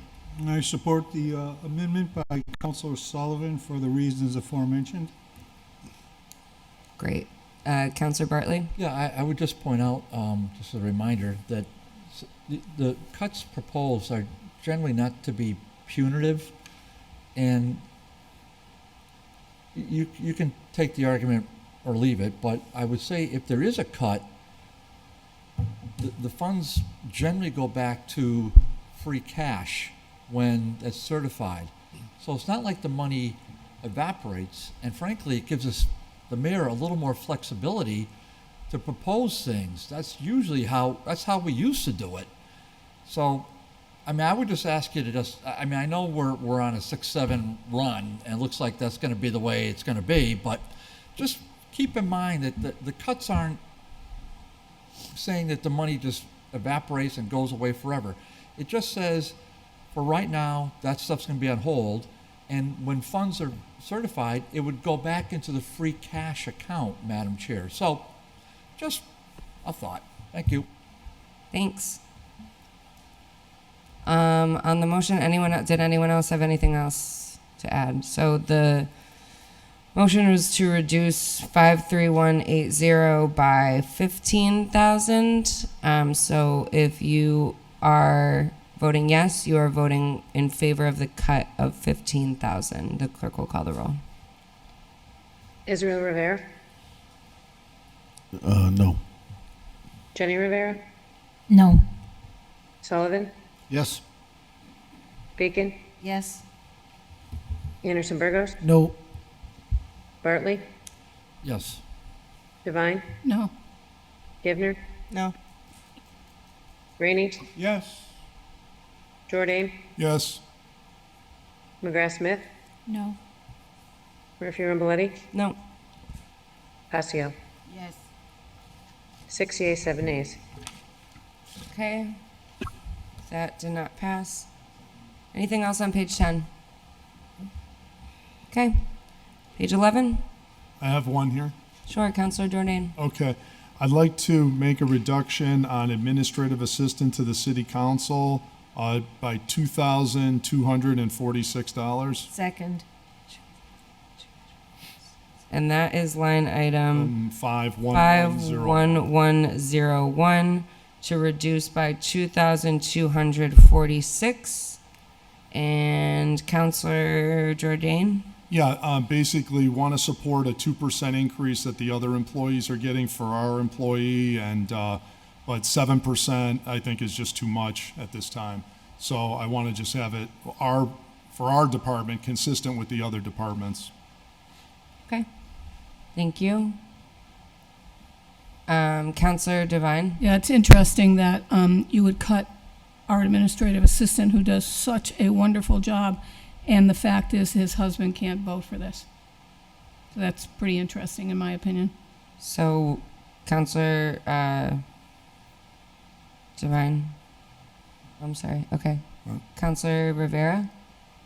Just on a note with regards to the position itself and the work that's being put in, right? I would advocate just for the 50,000, for the sake of, there's a lot of work that goes into setting up the committees, setting up the meetings, doing the notes, the minutes, reaching out to different people that are coming in to visit us, reaching out to city solicitors to make sure that there's legal language on time. There's a lot of time on task that goes into this work. I'm sure he's putting in more than 40 hours a week. $50,000, I think, for me is modest. With the work that's being put in, I really appreciate having someone with the with the acumen that he has, and as well as the professionalism that he carries himself with. He can easily apply anywhere else and probably make 55 to 60,000. So really appreciate the service that's put in, and I'll be voting in favor of this, not particularly for the person because I know them, but because of the work that they put in as our administrative assistant. Thank you. Thank you, Councilor. Councilor, I'm going to go with the folks who haven't spoken yet. So Councilor Bacon, then Councilor Bartley, then Councilor Jordan. So I would just note that during the budget hearings, when people were coming in for different changes in grades in the positions, I asked if duties had been changed and responsibilities had been increased. And so that was my understanding. That was the basis for people getting more than the 2%. And I take nothing away from the job performance of our administrative assistant. It's not about that at all, but it is about that the rest of the people have generally gotten a 2% raise, and I have to think they're doing a good job too. And so that's the basis of it. It's not hostile. Thank you. Thank you. Counselor Bartley? Yeah, this is this is going to be one of the few cuts I'm not going to support, which I think Jeff does a great job. I understand the spirit of it, though, Madam President, and I'm not really sure what's so interesting about this cut. I don't really find it unusual because the maker has a right to make cuts, and the maker's been doing all the due diligence. And so we let fly a comment like interesting, and then another comment about waiting for his husband to, he's unable to vote, but that goes unchallenged by the chair. I find that part interesting. If I truly called out every single one of you for every single thing that you do, every single time you do it, we wouldn't have a meeting. So sometimes I kind of have to pick my battles, but thank you very much for the feedback, and I'll be sure to take that into consideration going forward. Counselor Jordan. The only thing I'll say with that is, we'll take it offline, but sometimes when the battles are picked, it seems to be only with the 6 and not with the 7. Honestly, I resent that accusation. Thank you very much, because I have called out every single person in this room. Never by name other than one of our 6. Are you kidding me? Counselor, we're not doing this right now. No, we do you won't have do a it. comment about Yes, I this do. item? Then please ask it. Thank you. Well, Go ahead. you just proved my point on this, but Oh my gosh. I will say two points is, one, I think we have to be as a department careful that we give our employees a raise that's consistent with the other employees so it doesn't look like favoritism. And as far as who can't vote and who can vote, well, take that up with the State Ethics Commission. I don't enforce that law, but I would hope everybody follows the law. So if somebody doesn't like the state ethics law, then call your legislators and say that spouses should be allowed to vote for their spouses' raises. Maybe people have are making a state law proposal. Okay. But for me to be Anything called else? to task, hold on, the comment was made. I'm only responding to a comment. Got it. I wish. Yeah, got you. The comment was made. Very interesting that that people are not allowed to vote and this and that. That has nothing to do with Kevin Jordan. That's the state ethics law. Thank you. Okay, so you just repeated yourself, but thank you. Prove my point again. Counselor, Counselor, honestly, I know that this is the reaction you want to elicit from me, so I'm gonna take it down a notch, because I know that I have treated every single person in this room the exact same way. Okay. And if you have a problem with that, there are procedures that you can file to challenge my decision. You can, which you've already done, we know. We know. When was and that? no, I know you like collective. Like, Counselor, can we please focus on this? I'm done. Counselor Givner, did you have another question? No, Madam President. Thank you so much. On the motion. Second. If you're voting yes, you're voting to reduce 51101 by 2,246. The clerk will call the roll. Israel Rivera, I don't even remember what it was. so If I'll you're just say voting, no. if this is, I no, just say this no. is the 51101 is the administrative assistant to the city council, a reduction by $2,246. Okay. Thank you for reminding me now because there was so much back and forth. So then, yes. To reduce. Next vote. Okay. I'm not calling the roll. Guys, I'm not the clerk. Clerk? Jenny Rivera, Whatever. No. Sullivan, No. Bacon, Yes. Anderson Burgos, Can't vote. Can't abstain. abstain. Bartley, No. Devine, No. Givner, No. Greeny, Yes. Jordan, Yes. McGrath Smith, No. Murphy Rambladi, Nope. Passia. Yes. 5 yeas, 7 nays, and 1 abstain. 5 yeas, 7 nays, 1 abstained. With that, you have passed it. I mean, you haven't passed it. Yep, it was defeated. Anything else on page 11? Anything on page 12? Page 13? Page 14? Page 15? I have one on 15. Go for it, Counselor. Thank you.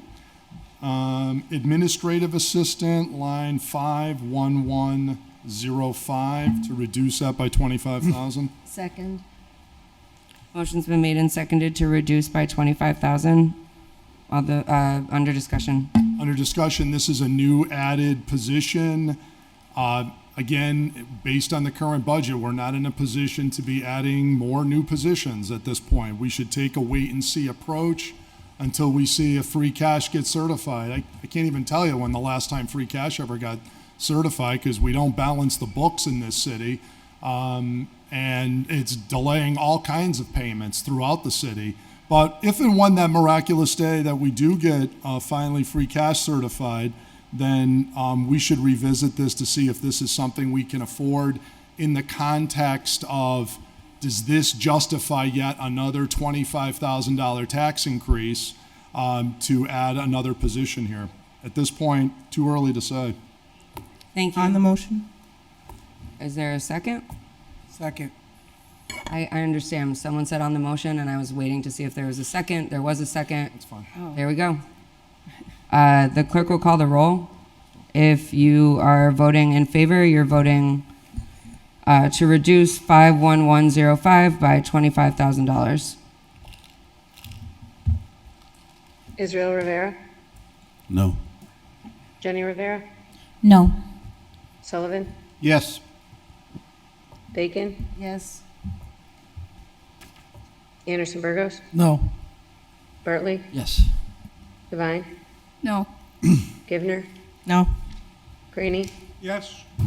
Jordan, Yes. McGrath Smith, No. Murphy Ramboletti, No. Passio. Yes. 6 yeas, 7 nays. That did not pass. Anything else on page 15? Yep. Motion Is that to okay? reduce line item 53020, Connecticut River Channel Marker Program, cut the whole 3,500. This has been my favorite one year after year. Second. This channel marker program, keep in mind, everybody, South Hadley, Brunel's Marina, huge taxpayer up there, right? We got Northampton, Oxbow Marina, huge taxpayer up there, right? Yet they divide this up equally among the cities for these channel markers, right? Which, by the way, were all swept away in a flood. So here we go again. 1 year we did cut it. I was successful 1 year, and by some miracle, our conservation director found the money somewhere else and plugged it back in again and transferred it from another account. So small thing, but it's a matter of principle here. Thank you. Councilor Anderson Burgos.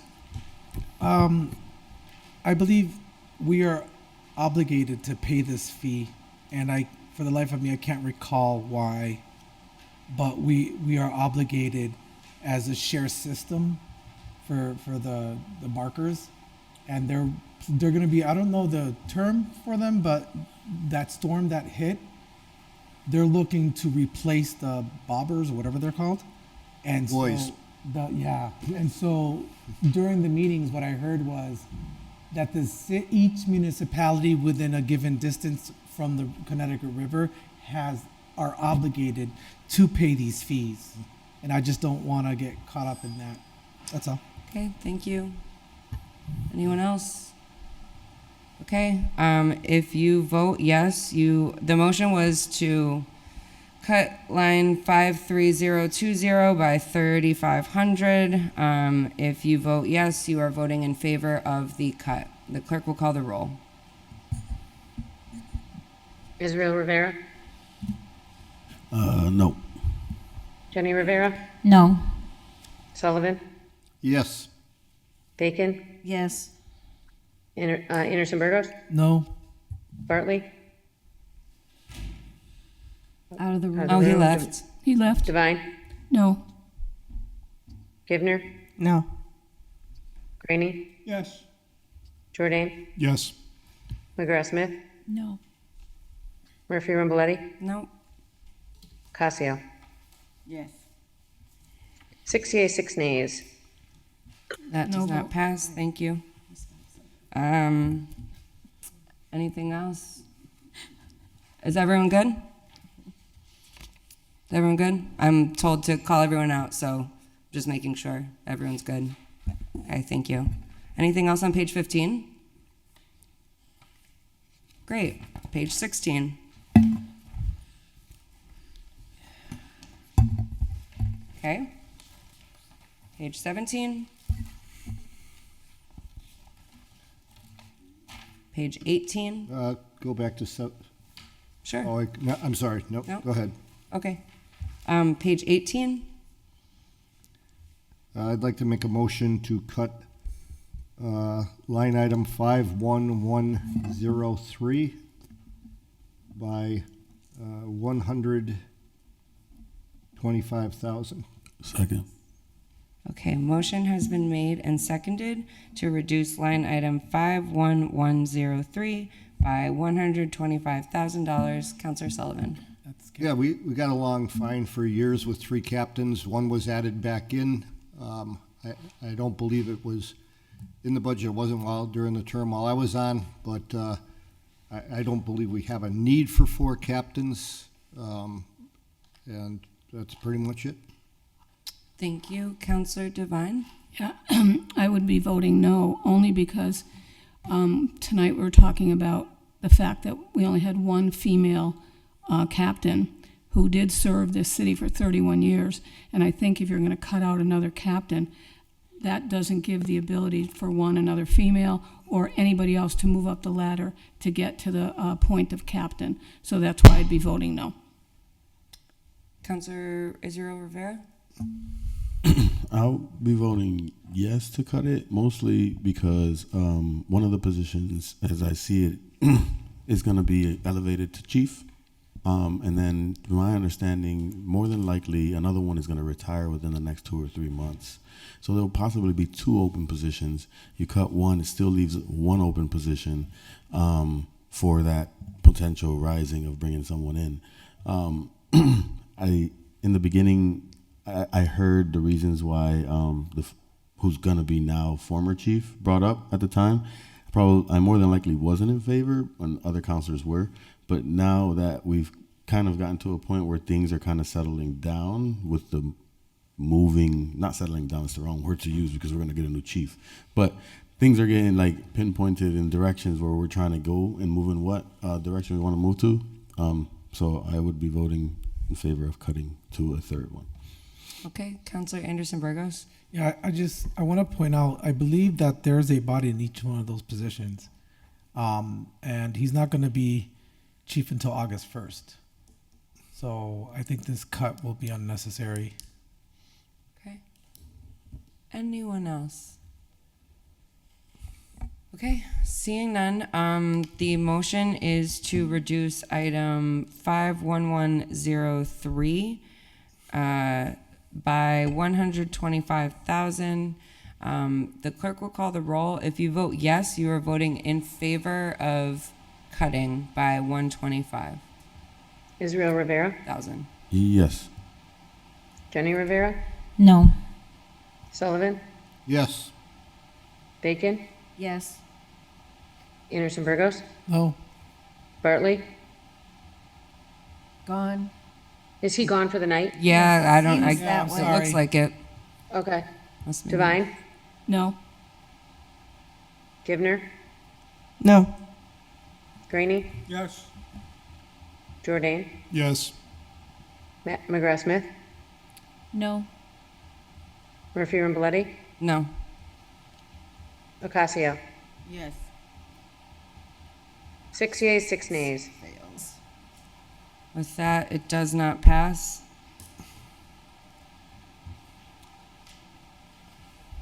Anything else on page 18? Counselor Jordan. Yeah, I have the crime analyst position, object code XXX. I don't know why that is, but that's what it says in the budget. I'm sure it's certainly not XXX, but it's much more vanilla than that. But I propose to reduce it by 70,407. Second. Motion has been made and seconded to reduce line item XXX. I don't know. The crime analyst position by 70,407. Under discussion. Yes, this again, another new position in the budget.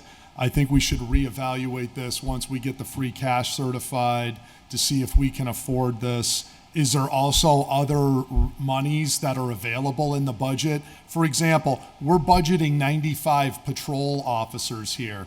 There isn't 95 officers in those slots. At best, we're talking 90. So you've got the cash relative to 5 positions that could be transferred into this line. We also know that we're radically overfunding the E911 dispatcher positions because we give it full funding and then we get grant funding for approximately half of the money anyways. And then they end up playing musical chairs with the money afterwards. That could also fund this. So there's a lot of built-in cash in the personnel lines here that could be redirected for this if it's absolutely a priority. There's, hundreds of thousands sitting there that could be maneuvered later. And if free cash comes, we could also do that as well. So we'll see how it goes. Thank you. I have Counselor Greeny and then Counselor Anderson Burgos and Counselor Rivera. Yeah, if I may, Madam Chair? Yep, you're first. I would much rather see funding going to 95 position. I believe the men and women in the field are the ones who should get the money, and this is a new position, and I'm not going to support that, but I will support all the men and women in the field because they're the ones who risk their lives every day to keep us safe. Thank you. Thank you. Counselor Anderson Burgos. Get ready for the shocker. I'm going to agree with Counselor Jordan, and I'm going to vote on this cut. Great. I wanted to say that. Be friendly. Awesome. Counselor Rivera?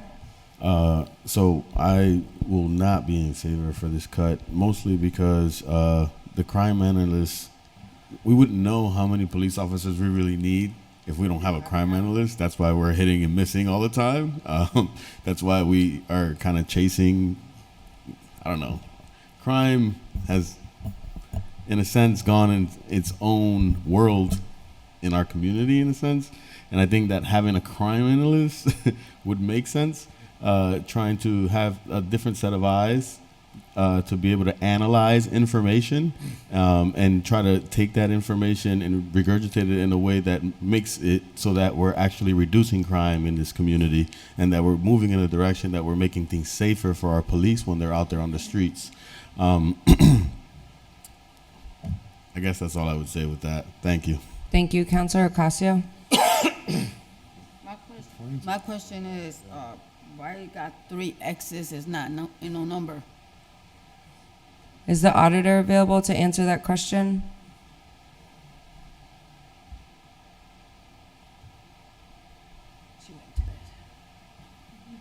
Yes, and actually, I missed it. So I didn't create a number for it. So my apologies. Okay. Okay, thank you. Is anything else? I do have you guys. I'm making sure that Counselor Ocasio is. I just got to wave high enough to get over the. No, I can see you. Don't worry. See it all. Counselor Devine and then Counselor Sullivan. Didn't we just create this position in one of our committees? Yeah. This year, not that long ago. So I don't understand why people would want to cut it when we're the ones who said yes to it. But thank you. Counselor Sullivan? Yeah, I'd just like to point out to everybody that in my years here on the council, we've never, ever achieved the full complement of patrolmen, ever. Despite all the assurances that we get every year, year after year. You know, we need to have the money available because people are going to the academy, we're gonna do this and we're gonna do that. But it never, ever, ever happens. I don't know myself when the last time patrolman line item was fully staffed. And sure enough, as the year progresses, the money from the patrolman line item gets transferred to a whole bunch of different places. All right? So I see no reason, if we're gonna leave that line item alone, the money for this position, they can find it somewhere else in the budget. Okay. Councilor Rivera and then Councilor Jordan. Normally, I would agree to that. I think, though, the only odd thing with this budget that is not the same as every other budget, and I believe Councilor Jordan pointed it out at the budget hearing, is that the overtime budget that we have is significantly lower than we have on any other years. So all that extra $100,000 that everybody's talking about is going to be chewed up by overtime because we have significantly aimed low at overtime. So it's kind of a myth to say that there's extra money lying around when we know that we usually spend about $1 million in overtime and we only have itemized in the range of what, 200,000? 300, budget. 300? Yep. So where would the money for overtime come if we're saying that then, right? So I would normally agree, but that, like, for me, because of the overtime line item being so low, there's going to be a lot of transfers from so many different departments to make sure that we cover our overtime. Thank you. On the motion? Second. Okay, well, on the motion, the clerk will call the roll.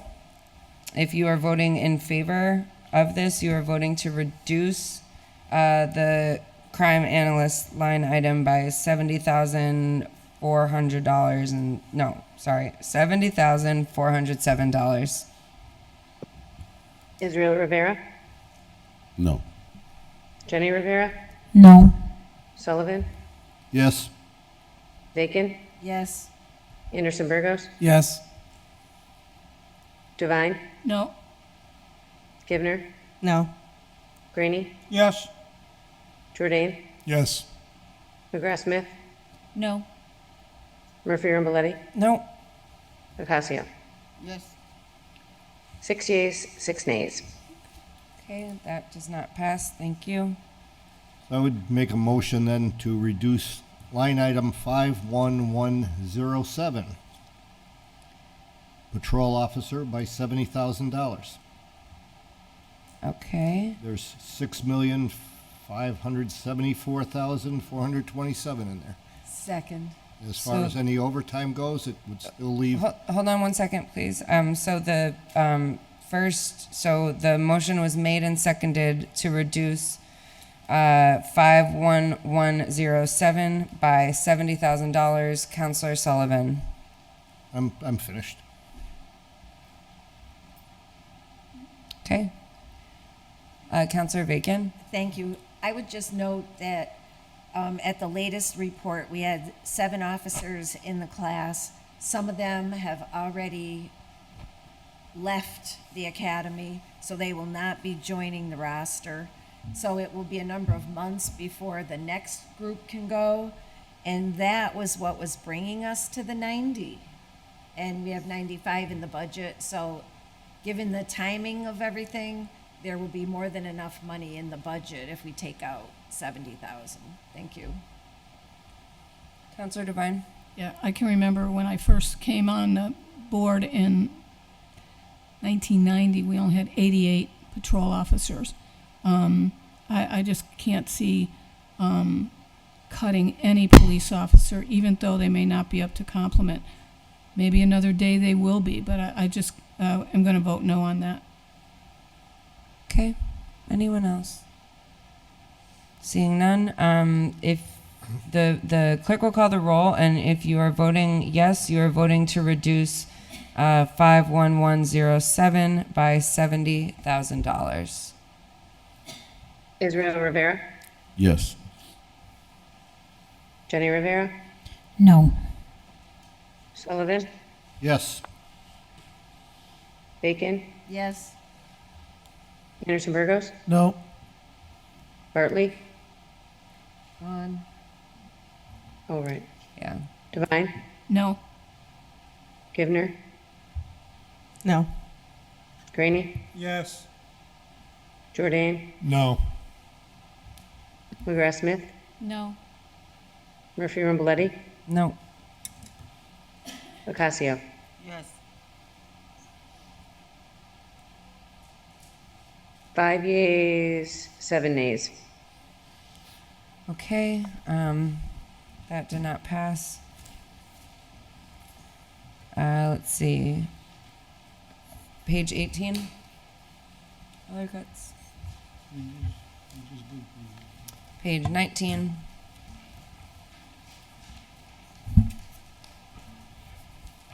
Page 20.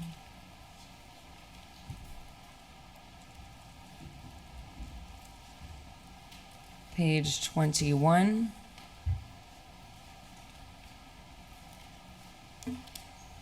Page 22. Page 23.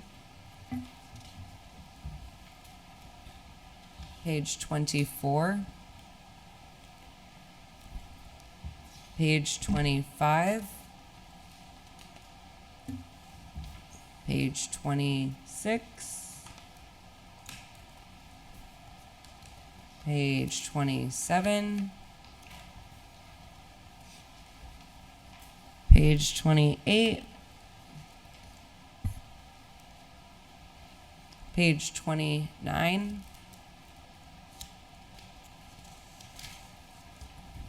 Page 30.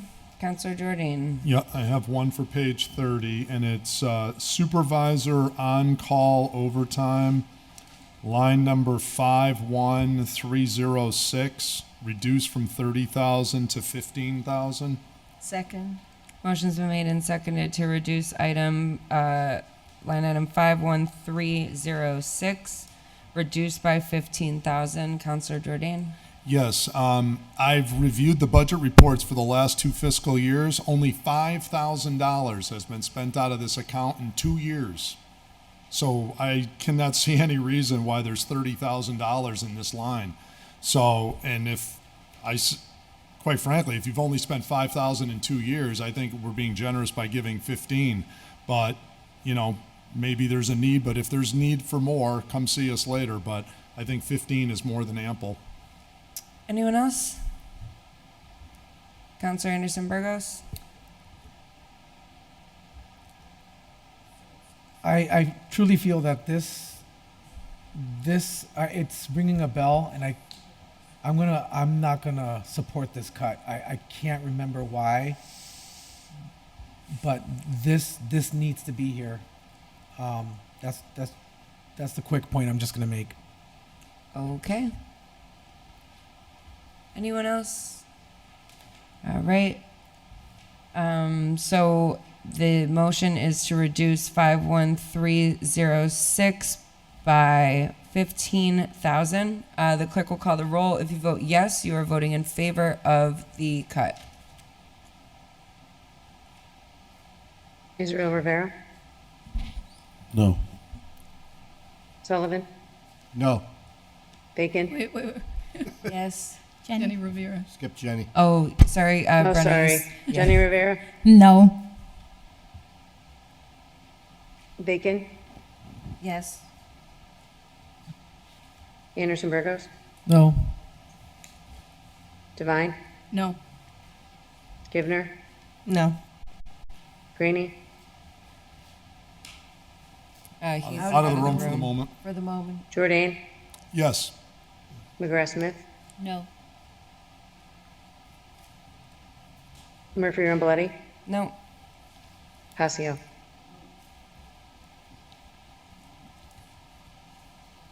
Ocasio, No. 2 yeas, 9 nays.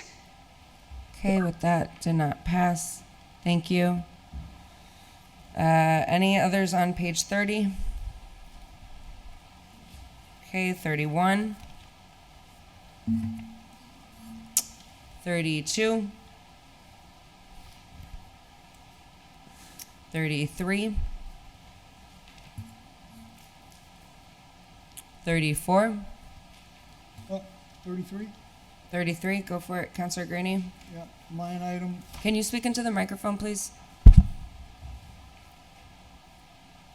line item 53100, reduced by $50,000. Okay, so the motion was Second. made and seconded to reduce line item 53100 by, sorry, 50,000. 50,000. Oh, the title, the Oh, Snow removal service. 3100. So this is for snow removal services on page 33. okay. Okay, Counselor Graney? Yep, I don't know if we can predict how many snowstorms we're gonna have, but emergency situations, we can always allocate the funding to clear the streets.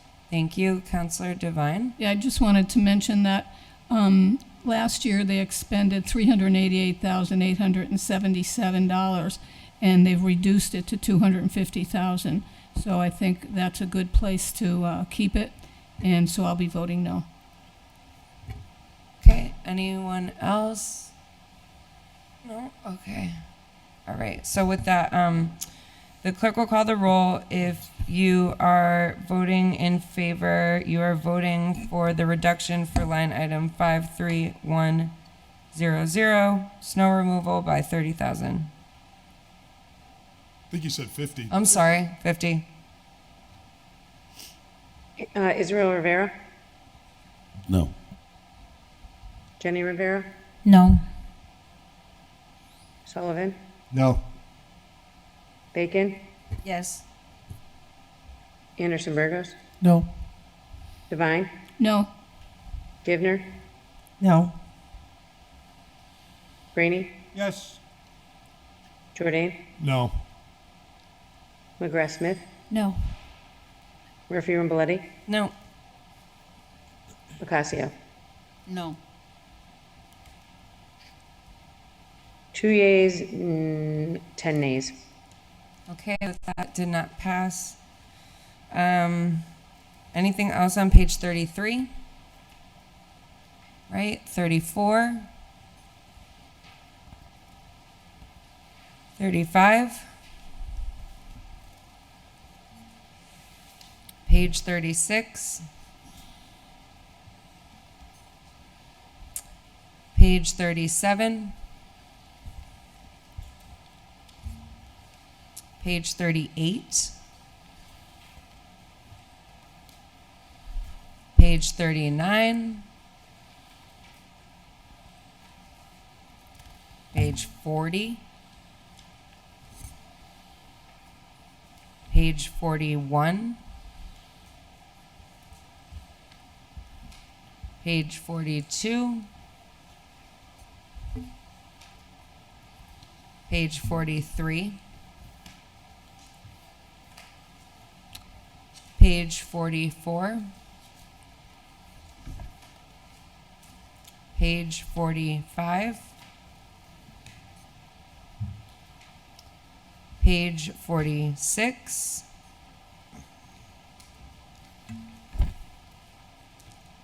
Page 47? Page 48? Counselor Jordan? Yes, I'd like to reduce the interest on short-term debt line 59290 from 150,000 to 0. Second. So reduced by 150,000. Okay, the motion's been made and seconded to reduce line or object 59290, reduced by 150,000. Counselor Jordan. Yes, Madam President, this year we have spent 0 out of this account. We spent 75,000 in fiscal year 23. This should not be a line that should be getting used without prior city council approval. It's not typically a good sign if we're doing short-term borrowing, and moreover, that we would be using interest on a short-term borrowing basis. We should hopefully have sufficient cash flow that we would not be paying interest on short-term borrowing. That's not the sign of a healthy community. And if we're going to be doing that, it definitely better be discussed with the city council first, because that's a red flag that something is awry. So this has historically been a slush fund account, basically, that money ends up getting transferred out of here and is typically never spent. Actually, in the real olden days, I used to see numbers in here like upwards of $1 million, and then the mayor would just start making all these transfers out of interest on short-term debt. This line really should be, out of best practice, zero, unless there's a specific appropriation, and they should run it by you as counselors, explaining why we can't pay our short-term needs and bills. So there should be a specific reason. So definitely, in my opinion, best fiscal practice is to have no money here without express review with the council and the mayor. Anyone else? Oh, I'm sorry. I had you there. Councilor Devine and then Councilor Sullivan. Yeah, I'm not positive, but if we can suspend the necessary rules and check with the auditor. I'm not sure if it's the auditor that does this or the treasurer, so I would just like a clarification. If she's still around. So there was a motion to suspend the rules to allow the auditor to speak? Second. All those in favor? Aye. Any opposed? Tanya, I'm assuming you are still here, but I don't know. I am still here, and so yes, we do take out short-term notes for our debt, normally until the projects are complete. And I almost want to say the short-term interest we have budgeted of $150,000 while we're building a new high school or new middle school. That actually may not even be enough for us to cover the short-term notes that we are currently taking out. Rory might be online as well. I believe he might have a better, he deals with the debt much more than I do. So I don't know if he's online and maybe can give you an idea as to the cost of that. Rory, are you with us? I am. Hello. Hi. Would you like to add to that? Motion to suspend the rules to allow the treasurer. Second. Okay. All those in favor? Aye. Any opposed? So moved. Yep, thank you. So the auditor is 100% correct. This line, the number of different projects that the city has going on right now, whether it's the new Peck Middle School, the accelerated repair projects, other authorizations that the council has voted to approve, we would never be able to touch this line or issue any short-term notes without the authorization of the council. So once you vote to authorize, depending on the circumstances, we may need to take out short-term notes. When we do that, it normally is around the end of the fiscal year, so that's why you haven't seen anything. It might not look like that line has been expended yet. We are in the process of issuing some short-term notes now, and we did recently just have to settle some on behalf of both the city and the water department with some of the bonding that they have. So this $150,000 is the minimum that we need in order to move forward. And just so everyone knows, that is interest on a short-term note. So that it would be, if we take the Peck School project, for example, we know that we're going to be getting close to $40 million, if not more, back from MSBA for that project. However, during the construction phase of the project, you know, we will incur $85 million worth of costs. So as we need that money to tap into, we have to take out a series of short-term notes to do that. The reason you may not have seen historical trends get up to this number is because the city had not been taking on the number of capital projects that we currently do. So that is it's a necessary item. If we were to not pay this interest on these short-term notes, it would have a detrimental impact on our bond rating. Okay, so I just want to make sure, Councilor Sullivan, are you good? Do you have follow-up? Jordan, go first. I have Councilor Graney. I can wait. Okay. Yeah, to Treasurer Casey, what's the projected costs of what you've spent so far on these short-term? Well, right now we're taking out notes. We're taking out close to $28 million worth of notes for the Peck School project and the accelerated repair projects that are going on at multiple schools throughout the city. The notes that we're taking out right now are going to be due in November. I don't know what those interest rates will be because they are going to the market now. We've been averaging anywhere between hovering around 4% on that. When those become due, we don't have to pay back the principal. We only pay on the interest. We are able to apply the grant receipts back to those funds. For example, today, just alone, we received over $3 million from MSBA for reimbursements on projects that have already been underway. So it really is on a rolling basis. This is a normal course of business, but again, so it's hard for me to say, oh, it's going to be exactly this dollar amount.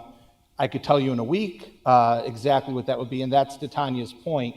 That we may need to be coming back for more money in this line, depending on what those notes look like once they come back to us from the bond market. Councilor Jordan. Yeah, Rory, why only, if everything you're saying is accurate, why only 75,000 in 2 years when we've had this school project? There's people been working on this project for the middle school project for quite some time. Why aren't we seeing any funds coming through then if what you're saying is true? How have we been paying for the project interest-wise all this time? We don't see any expenditures out of this line. Why? That's a great question. So the reason that it was only 75,000 in fiscal 23 is because we did not take on the level of debt that we currently do. In fiscal 23, that project in particular, the actual bond authorization, the final bond authorization wasn't made until, was it April? So fourth quarter, let's say, of fiscal 23. The demolition and construction phases of that project did not start in earnest until fiscal 24, the year that we're currently in. So we borrow this year, we have to pay that interest in 25.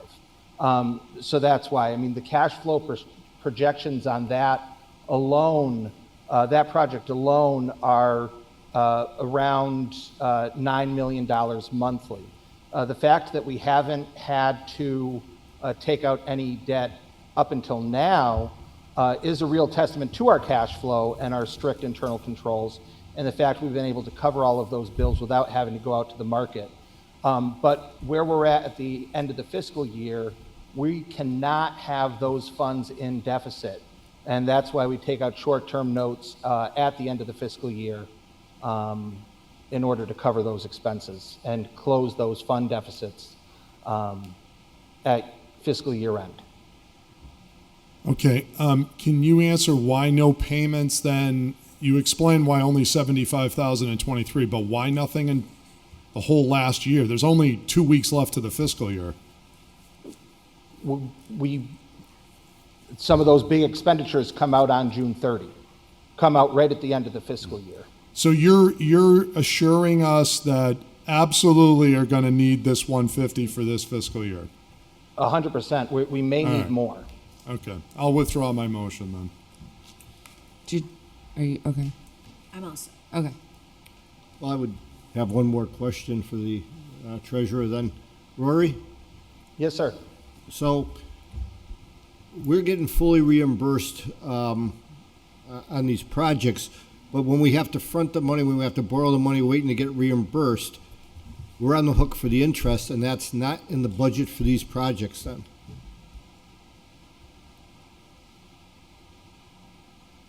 Is that what I'm hearing? It's not in the, it's factored into the cost, but the interest that we carry throughout, like, if your question is, does MSBA reimburse us for the interest on short-term notes? The short answer to that is no. Okay. That's if that is your question. That is my question. Yep. Yep. Okay, thank you. Yep. Okay. Any other follow-up? Okay. So, page 49? I have a question on 49, just particularly regarding the code 5199. If this auditor or the treasurer could possibly entertain me in understanding, because I know that at the hearing I heard there's a certain level of funding that we have to fund it at with regards to state statute. But to my understanding is that we've been funding it at that level and some for a very significant amount of time, to the point that we are actually ahead of the game, way more ahead of the game than other municipalities are.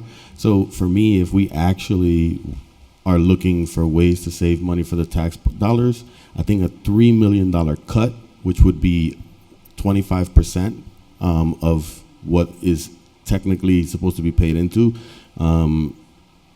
would help with keeping taxes down, and it would also help with free cash flow at the end of the year. But I don't want to make that motion without actually having clarification as to where that's at with the state, with the treasurer or the auditor's office.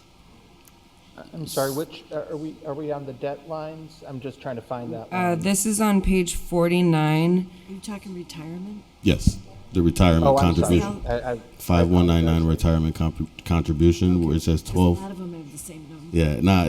So 12,563,043. So I believe at the meeting, I think it was supposed, like, normally the statute states for it to be funded around 4 to 5 million, and it looks like we're almost 2 to 3/3, almost 3 times that. So to me, it's asking the question of what is the actual limit that we're supposed to fund, and then where are we, right? Because there's a deadline, there's a certain year that we have to do this until, and it looks like, from what I heard in the meeting, it sounds like we're significantly ahead of the game. And if we are significantly ahead of the game, for me, this feels like if counselors really want to save money and they really want to help the taxpayers, this would be a significant line item where we can actually make a dent, not pennies on the dollar, but literally significantly make a dent in tax dollars and saving people money with regards to increases for the upcoming tax. I'm losing my words right now. But if the treasurer or the auditor could technically clarify this for me, that would be great. So I want to say with the retirement, we are 75% funded, but that doesn't take into account the 25% that we're not funded. And we do only have till 2032 to pay off this unfunded liability. And so if you were to reduce the retirement contribution now, it's gonna have a very bad impact on the future, because in the future, we're not gonna have that time to make up for that, for the liability. So when you're not willing to take on that liability with your retirement, your actuary is gonna come in and it's gonna give you a report and say, okay, it might be $12.5 million now, but now next year it's gonna be 16 million, or you're gonna have to pay $16 million each year up until 2032.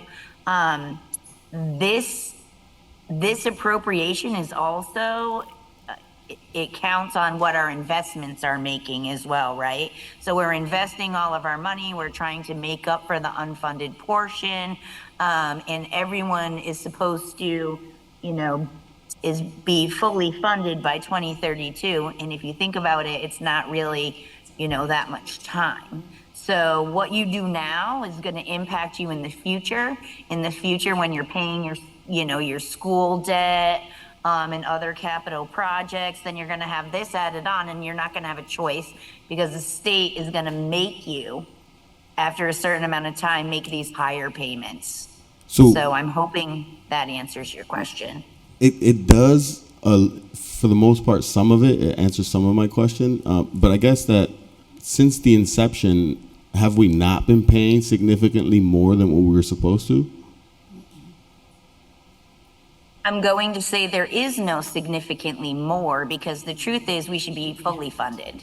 This is our retirement that we're talking about, right? So what we're doing now is we're using the current people to fund our current employees' wages, to fund our current retirees, right? So it went down by like $500,000 this year, I'm going to say, but what's going to happen is if we have less employees and more retirees, you're not going to have that in the future. So you want to become fully funded as soon as possible. Not only, do you want to, because the expense is going to be larger in the future, but also it looks good. We're supporting our own retirement. That's going to help you with your bond rating. It's gonna, be good for the taxpayers, because once that's paid off, you're not gonna have that large appropriation to pay. So it will come down and it will come off of our taxes. Okay. So we're not ahead then. We're ahead of other communities. We are one of the top rated retirement. Okay. Thank you. We're ahead of other communities, but the truth is we should be, the prospect is to be fully funded. No, I understand that. As quick as possible, yeah. I think for me, and I won't put the motion through because of what you said, but I think a lot of what some of my fellow colleagues have said in the past about states requiring us to fund things, and we literally don't have the money as a smaller community. This stands true in this particular situation. $12 million. And a lot of the residents are kind of putting the bill forward. We would need help in a situation like that. But thank you, and I appreciate that, and we can move on. My bad. You're welcome. Thank you. Okay. Councilor Sullivan? Tanya, while you're still there, I think Councilor Rivera's brought up a great subject, and maybe it'd be good if the public and the rest of the council had a chance to get their heads around this also. And you can correct me if I'm wrong, please do. But our retirement board over the years has done a fantastic job of investing the money, and that's a big portion of the reason why we're now at 75% and way ahead of a lot of other communities. However, the flip side is if you have a bad year, like some of us can remember back around 2010, we had a stock market crash and stuff. That fund could go down significantly as well. So there is a risk in there, and that's a good reason to try and, even though it is a burden right now, to keep on at this pace, because we can't predict what the markets that it's invested in as well are going to do over the next few years. That's absolutely accurate. And this year, we are still doing well, but not as good as we've been doing in previous years, obviously due to the economy. So we're actually reevaluating our investments right now, just like you said, so that we can stay on top of it and be a little less risky during this time. But yes. And I believe we're in the probably top 5 or 10% in the state. That's accurate. Okay, thank you. Okay. Anything else? All right, moving on to page 50. Oh, I'm still on 49. Okay. I had some other items. Yep. I have 3 items for this page, actually. It's city liability and damage insurances, 57400. I'd like to reduce by 28,000 from Second. 900,000. All right, the motion's been made and seconded to reduce line item 57400 by 28,000. Yep. Counselor Jordan? Thank you. Under justification, I did review the report from the purchasing department. They stated that they needed $872,000 based on a 12 to 15% rate increase, and therefore this 900,000 is just a rounding, and they put it up to that amount. I would like to reduce it to the 872,000 actually needed. Anyone else? Okay, if you are voting yes, you are voting in favor of the cut to reduce line item 57400 by $28,000. The clerk will call the roll. No. Israel Rivera, No. Jenny Rivera, No. Sullivan, Yes. Bacon, Yes. Anderson Yes. Burgos, No. Devine, No. Givner, No. Graney, Yes. Jordan, Yes. McGrath Smith, No. Murphy and Bloody, No. Casio. Yes.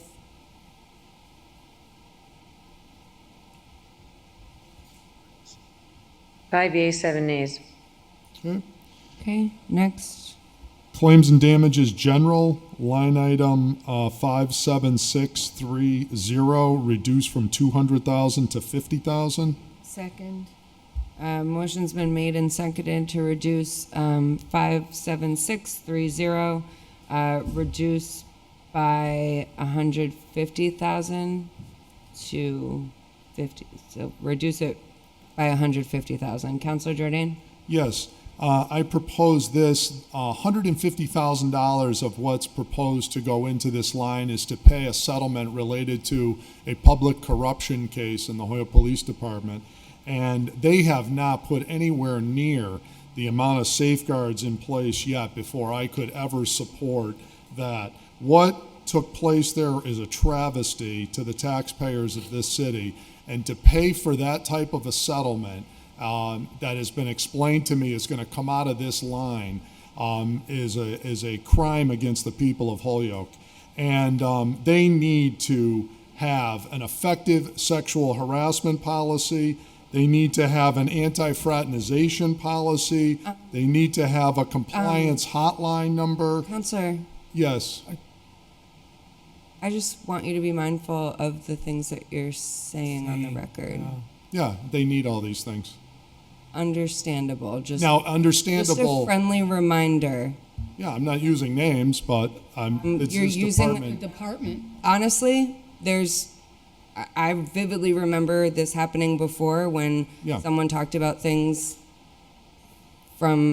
so please just be mindful of that. Thank you. I am, but they should also be mindful that they're seeking to put this in the budget and asking me to vote for it and not tell my constituents why I'm voting to cut it. I cannot just make a motion to cut and not explain my vote. Well, please be mindful. I'm mindful. And don't make the city liable for anything else. Thank you.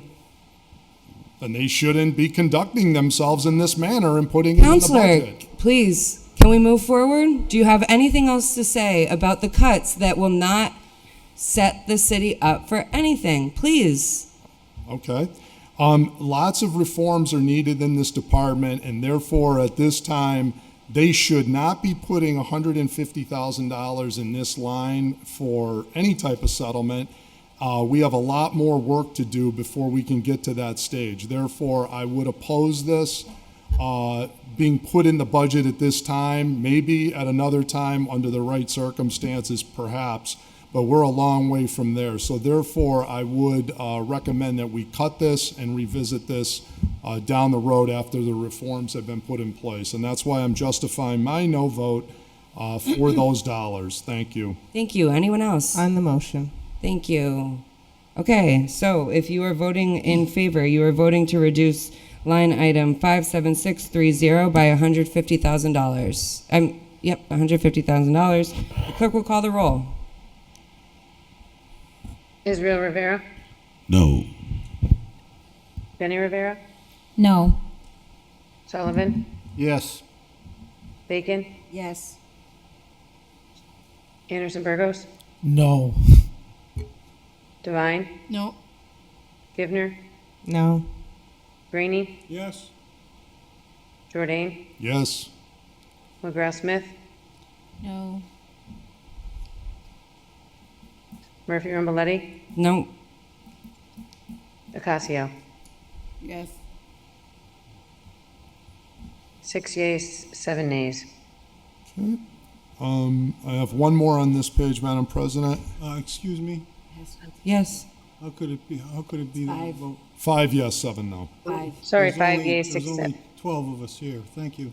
Okay, Counselor Jordan, you're next. Yeah, under line item 57640, medical claims, police and fire, I'd like to reduce that by 84,000. Second. Motion's been made and seconded to reduce 57640 by 84,000. Counselor Jordan. Yes, historically budgeted previously at 116,000. It should be noted that 85,000 was transferred out of this line and put into other expenditures on the page. Didn't even go for this purpose. So we should put it back to level funding at the $116,000. It appears the 200,000 is only a placeholder. So that would be my recommendation, to reduce by 84,000. Okay, Counselor Bacon. Thanks. And it was shared with us that with the new contract that they're working with, they've been seeing better results within the department as well, relative to length of time out. And I'm thinking that would affect this account as well. Thank you. Thank you. Counselor Devine. Yeah, just to look at what was expended was more than what they're asking for right now, $265,295. So I'll be voting no. Counselor Jordan again. Not this fiscal year. The number you're quoting is from the prior fiscal year. You need to go to the budget reports, and you'll see that $85,000 was transferred out. So it was 116 ended up being the actual budget for fiscal 24. Okay, anyone else? All right, so the clerk will call the roll. If you vote yes, you are voting to reduce 57640 by $84,000. Israel Rivera, No. Jenny Rivera, No. Sullivan, Yes. Bacon, Yes. Anderson Burgos, No. Devine, No. Givner, No. Rainey, Yes. Jordan, Yes. McGrath Smith, No. Murphy Ramboletti, No. Ocasio.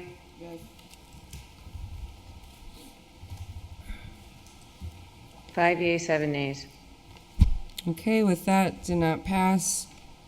Anything else on page 49? Page 50. Page 51.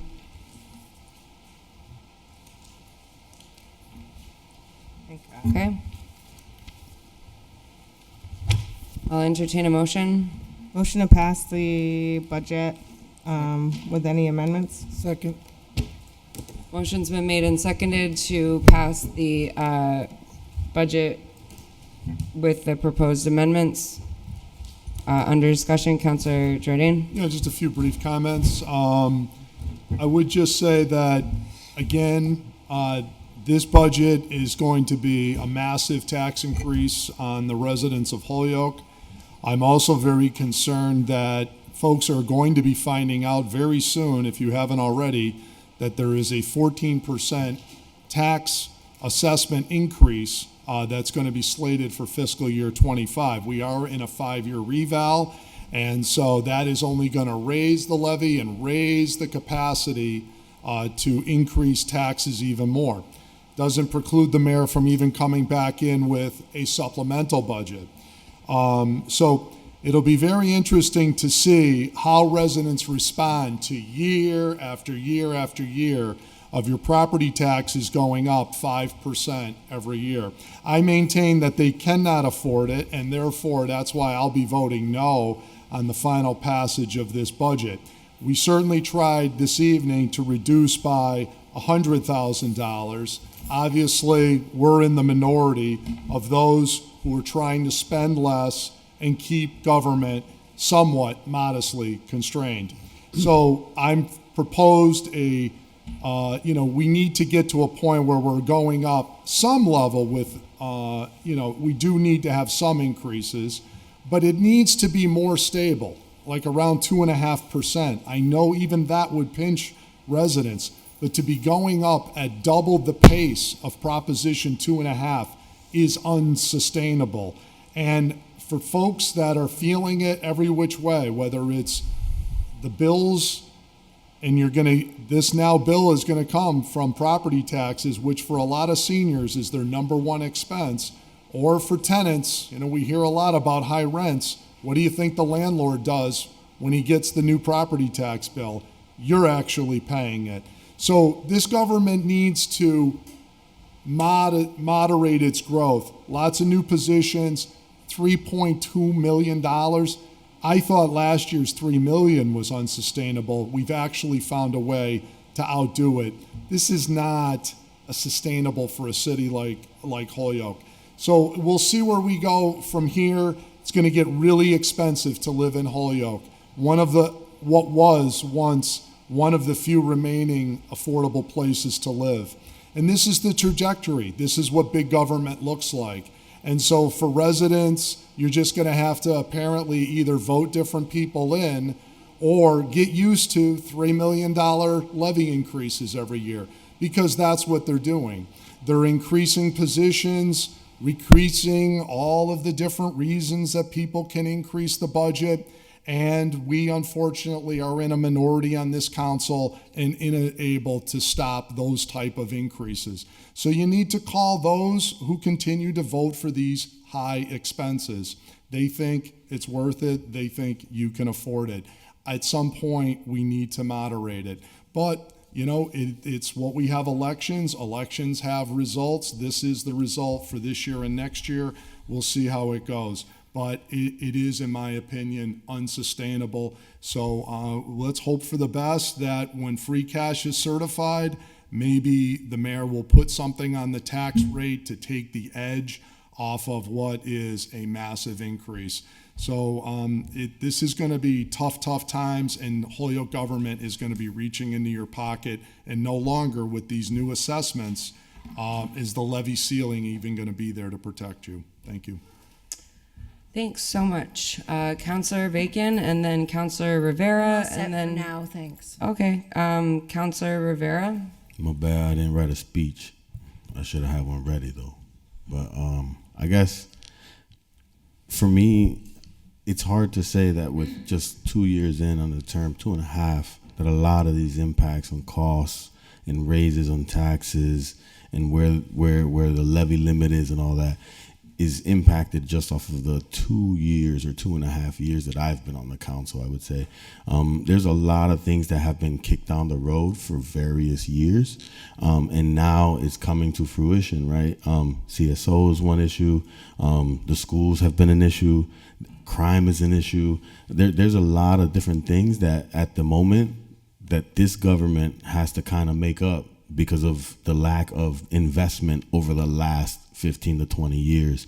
So yes, your prices are gonna go up. It's unfortunate. Mines are going up. My daycare just went up the other day. I paid $350 a week. It went up another $40, and it's gonna continue to go up. It's not something that I'm saying that I'm proud of or that I want for it to continue to happen. But these are the things that happen when things bottleneck, right? And we cannot ignore the bottlenecked effect. And this is what's happening now. Hopefully we get to a point where we get to right the ship, and then 15 to 20 years down the road, we're not continuing to increase. But this is what happens when you put policies and you put certain things into practice, the results don't come in within 6 months, 8 months, a year, or 2 years. The results are 10 years, 12 years, 15 years down the road. These are the results of 12 to 15 years ago. So now, hopefully, we're able to rectify certain situations and circumstances. And 15 to 20 years down the road, when my daughters are 24 and 22, they have a better Holyoke to live in. And with that, I'll end it. I don't got to write speeches, man. I do it off the top. Thank you. Thanks so much. I have Councilor Graney next, and then Councilor Anderson Burgos, and hopefully we can vote. Well, with the increased assessments of the properties in Holyoke, et cetera, with the cost of going to the gas station, with the cost of going to the supermarket, and all those different things, the residents of Holyoke, the voters of Holyoke, the taxpayers in Holyoke cannot afford this budget. Thank you. I will be voting no. Thank you, Councilor Anderson Burgos.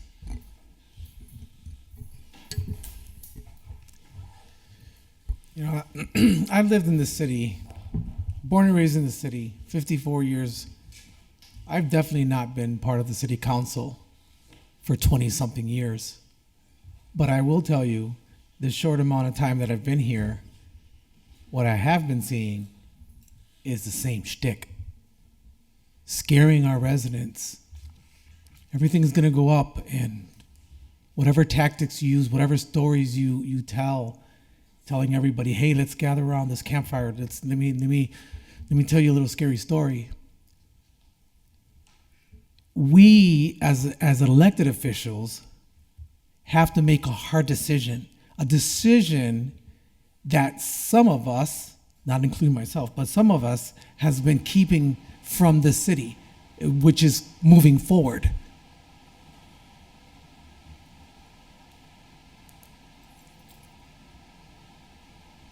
For you to misguide, for people to misguide, not you, I'm not gonna point out names, but for people to misguide the community,